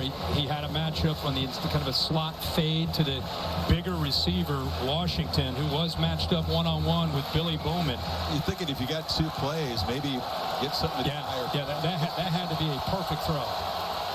Now he moves Worthy, who's had a big day, moves him to the inside to his left. 4th and 11. Sooners show early pressure, now back off. Thompson scanning the sidelines. Play clock winding down. Got to hurry here, and they'll take a timeout. Had 3 of them to play with. This play too important. And it was Oklahoma giving some pre-snap looks that forced the timeout. Well, the key plays for Oklahoma to kind of climb out of this 21-point hole. I think that may be the turning point. Fumbled snap, turns it into a touchdown. He puts the ball up in the air to Mims. The defender never sees the ball, just back. And then the 2-pointer by Rattler. And the very next kickoff, they're able to strip it with Caleb Kelly to get the great field position in the very first play. Kennedy Brooks takes it for a touchdown. It's been hard to narrow down a highlight reel. 99 points scored and counting, and so many things have happened. It seems like a day and a half ago that Texas had jumped to that quick lead. 14-0 in 2 minutes. If you're a Texas fan, that timeout was critical because if you don't make the first down, you still have Oklahoma pinned, and you would have 3 timeouts. Maybe it's 3 runs. You use your timeouts, you get the ball back. Texas had to use that timeout, see if Sark can draw up a play to get the matchup that he wants. But after that 48-yard catch by Worthy, they were in good shape. Robinson stopped on a couple of runs, and now 4th and long. Robinson motions out to the left slot. Thompson's looking that direction. Launches for the end zone. Looking for Robinson. He was double covered. No chance. Quarterback knocked down. OU takes over. Yeah, he was hit as soon as he threw this football. The pressure by Isaiah Thomas to his right. Spin move on the tackle. Benito gets there as well. It was a race to the quarterback. He felt that.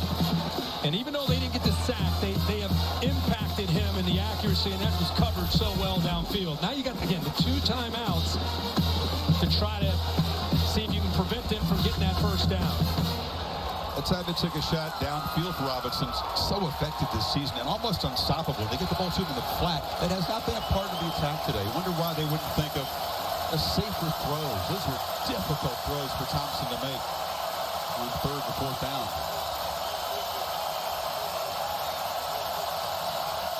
Now you figure grind it away with Kennedy Brooks.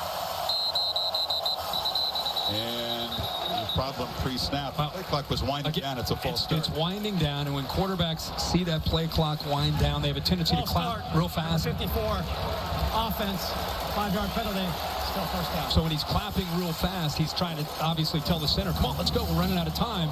And unfortunately, it also makes the other lineman know that the snap is intimate, and it's going to be coming quickly.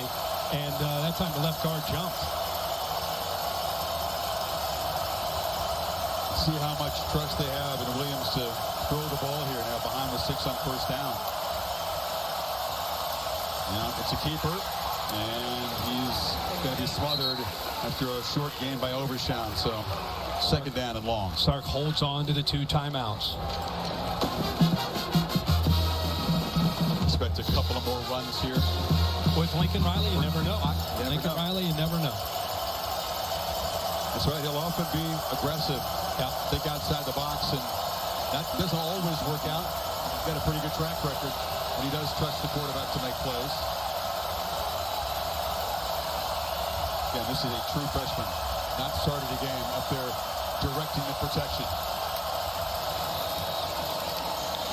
Brooks. And they slam him down at the 25-yard line. Clock continues to run. Yeah, still Start holding those 2 timeouts. Yep. It'll be 3rd down. Could use one if they get the stop here. I love how much confidence he has in Caleb Williams. I mean, Caleb Williams is in control. Confidence have to throw here? Yeah. Absolutely.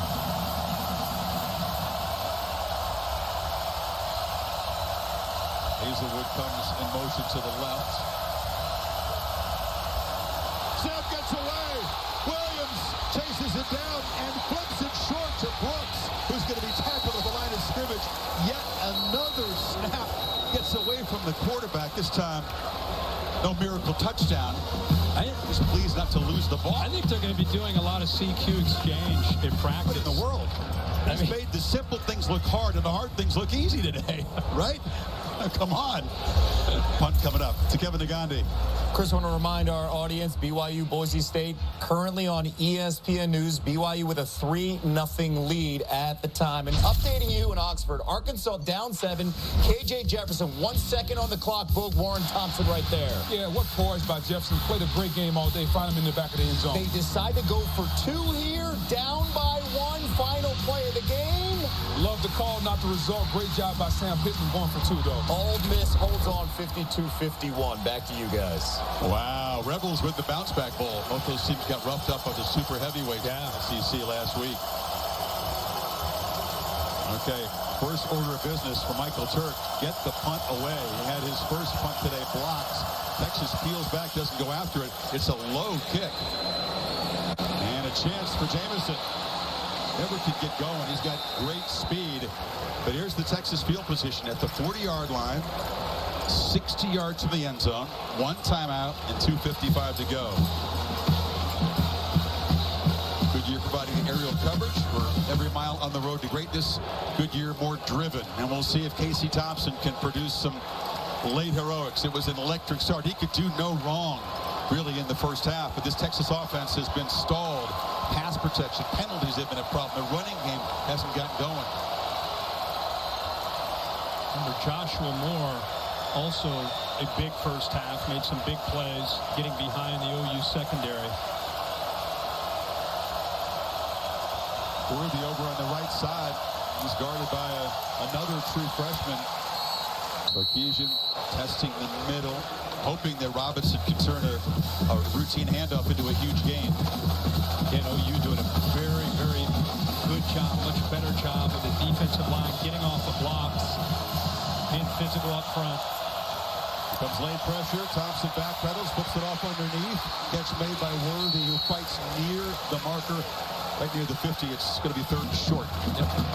He is short. Nick Benito came off of his receiver, and he had it downfield and came off that to make that tackle. Texas playing with tempo, and that may have cost him. Thompson went to the line under center to run a sneak here, but they weren't set. Now this makes it third and long. The center again moves. Second time we've seen that. Number 65, offense, 5-yard penalty, still third down. Jake Majors is anticipating the snap count. 65. He flinched.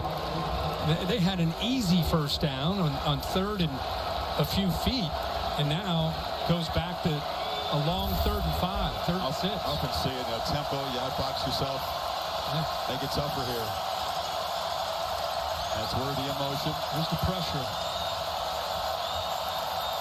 It's picked up. Ball out. First down catch made to the 45-yard line. Cade Brewer. That was a dart. We talked about Cade Brewer with Sark last night. He gets excited about his tight ends. He's always been that way. And they're reliable on those third and mediums. Very important in the running game, too, the tight ends in Texas. Thompson on first down. Throws far side. Wide open. Fingertip catch made by Worthy. They have not had an answer for number 8 all day. Eight catches for 230 yards. That's why Sark went over to him, patted him on the chest, and said, forget about that fumble, man. We're going to make more plays here in this game, and you are going to be making plays for us. And he has. And he's broken a Texas freshman record for receiving yards in a game with that snap.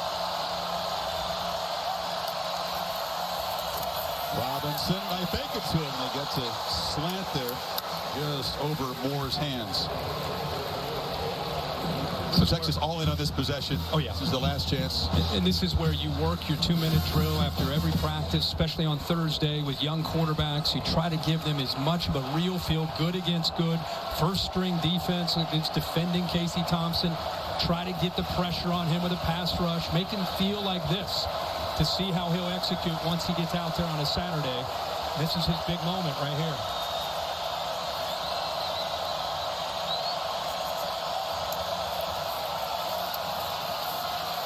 Thompson steps up, delivers for Worthy. Touchdown, Texas!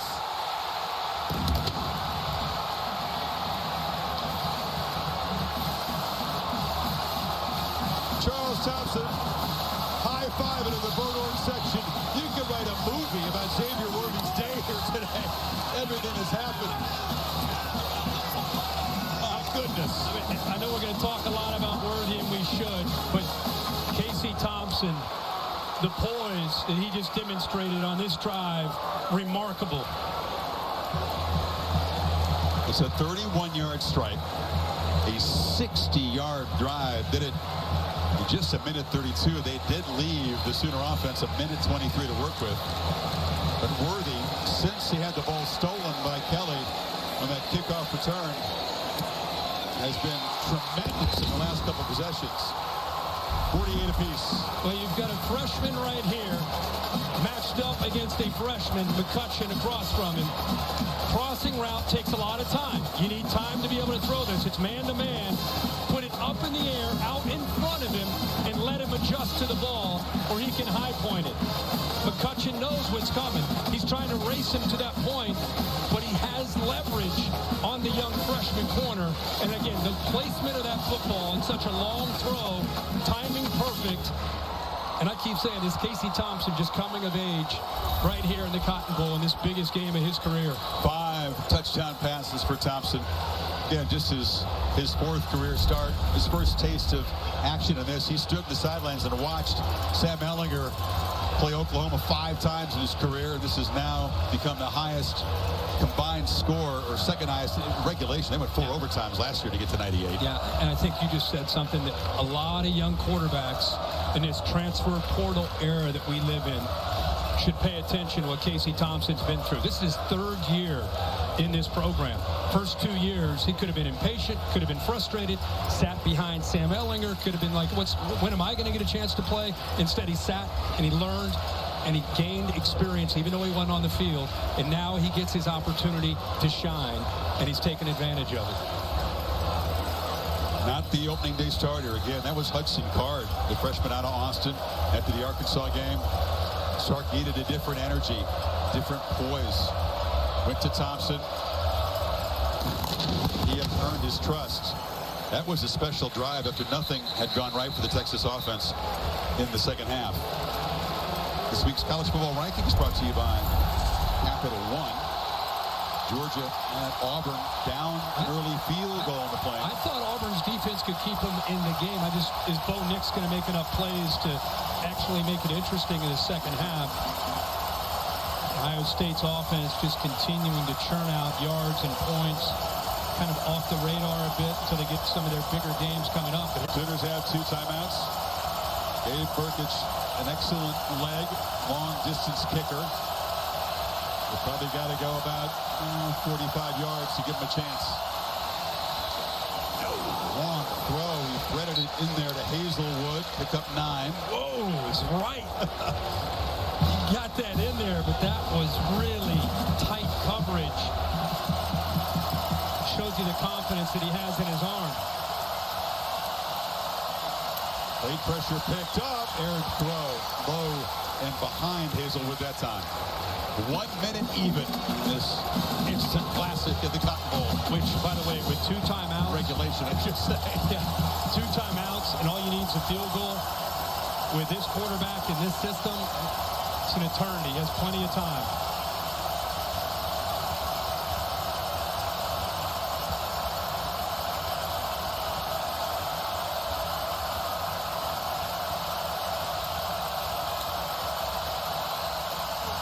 Brooks has room. Knocked down across the 45-yard line by Gofu, and they're getting closer to range for Burkich.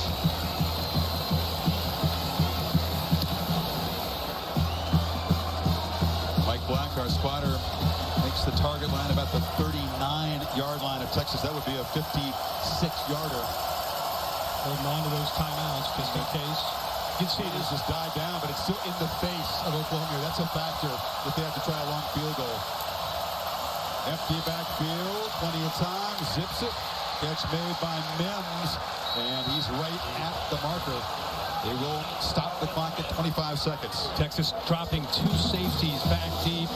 They've got 4 guys, actually 5 guys underneath coverage to try to take away and make it tight windows. They don't need much more to give Burkich a chance. They like to get a lot closer. That's Stogner on a long throw, and he's spun down inside the 35.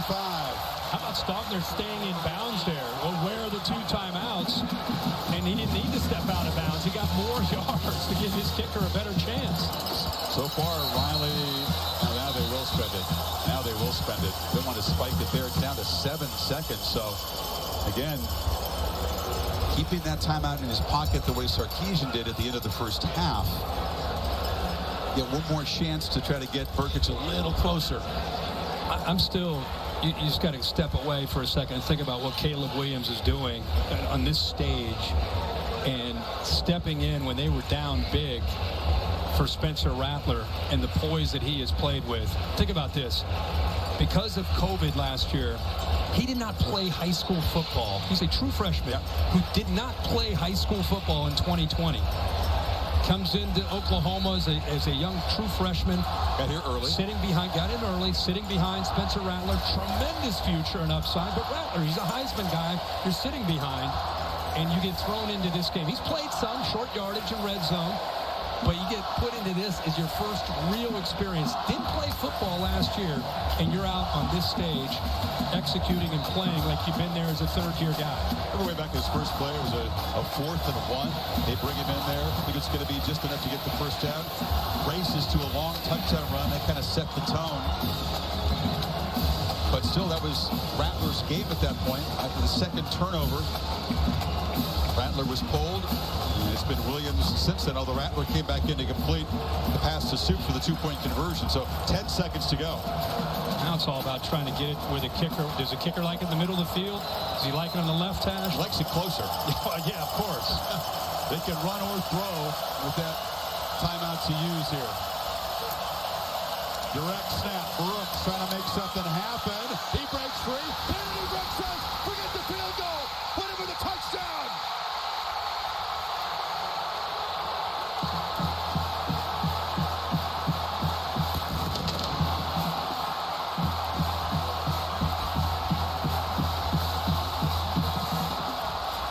What happens on this field of this rivalry is remembered forever. And whatever side you're on, whether it's euphoria or heartbreak, this is a game that will never be forgotten today in Dallas. 1 second to play, and Oklahoma is going to win it from 21 down with a late 75-yard touchdown drive. The exact same play that they ran after they ripped the fumble away from Worthy. In the next play, they scored on a touchdown with Kennedy Brooks. They ran the exact same counter play. The focus rightfully was on Bijan Robinson, the Texas tailback. He ran for 137, but Kennedy Brooks stole the show. In terms of runners in this game, 25 for 217. 2 touchdowns, including the game winner. Burkett for the PAT that added 2 seconds back on the clock. Incredible afternoon in Dallas. This team was on the ropes 2 minutes into the game, down 2 touchdowns. And down 3 touchdowns later in the first quarter. But here's the touchdown with Stoops again coming around. Watch Murray, the right guard. Nice block there, but the big block is 9. Braden Wills on the linebacker. Boom! Sustains the block. Stoops makes a great block. Look at 11. Hazelwood. Second time we've seen in this comeback the Oklahoma receivers and tight ends doing a great job of sustaining blocks to open it up for Kennedy Brooks to not get 5 or 10 yards, but to accelerate through that defense, take it all the way to the end zone for the touchdown. Last year was a touchdown pass caught by Stoops in the 4th overtime that made the difference. OU's going to make it 4 in a row over Texas. This one, perhaps even more heartbreaking because Texas had things in control. Thompson was tremendous in that game-tying drive, but they left the Sooners a minute 23. Caleb Johnson knew what to do with it, or Caleb Williams knew what to do with it. It's just an all-timer. I mean, you and I get asked, we've been calling games for a long time. What's your favorite game you ever called? What's the this game? It was 28-7 Texas in dominating fashion. And you sit your starting quarterback, you bring in Caleb Williams, which has been a controversial topic in Norman already coming into this game, and the kid delivers, the team feeds off of it. They come alive in the second half, score 35 points in the second half. Remarkable. Now, under duress and against the odds, the future arrives early at Oklahoma. I mean, Williams, a special talent. As you said, everybody in the country wanted this guy, and they firmly believe that he's going to have a big future, but it's supposed to start next year. A situational guy this year. This is Rattler's show. Preseason, Heisman favorite, said the odds makers. Just changing of the guard today in Dallas. Squib kick. Texas needs to take it to the house. Brewers, the tight ends, got it. Hurdles a man, but he'll be knocked down. And Oklahoma comes all the way back touchdowns behind to break Texas hearts again. And it's the Sooners to be wearing that golden hat one more time.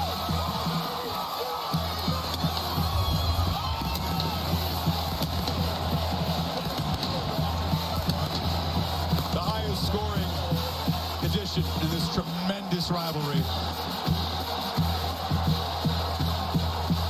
103 incredible points. And the golden hat awaits. To Holly with Lincoln Riley. Well, Coach, you made a difficult decision at the half. What went into bringing Caleb Williams out to start this game and change the course of it? He made some plays. It was a tough decision. But honestly, I mean, you want to know something about our team? You know, Spencer comes back in there and gets a 2-point conversion. Then we don't win with that. So that's what it's all about. Your defense showed up big time. They were able to limit Texas in this second half. How? Speed did his best. You know, we got great penetration really the whole day. We just, you know, we said we just got to settle in. Like we felt like we were playing well with the initial serves we did, but we felt the locker room was as confident as you could get for us being down as many as we were. And I give it all the credit to our kids. They were into it. What a hell of a win. Thank you, Coach. Thanks, Holly. Thank you. And the usual mix of elation and dejection. Words can't really describe this one, Kirk. Adjectives are exhausted. All-timer, man. This is great. 55-48. Oklahoma. Hope you've enjoyed this spectacle. Get here and see it in person if you get a chance, folks. It's worth it. Game produced by Bill Bedell, directed by Derek Bobley.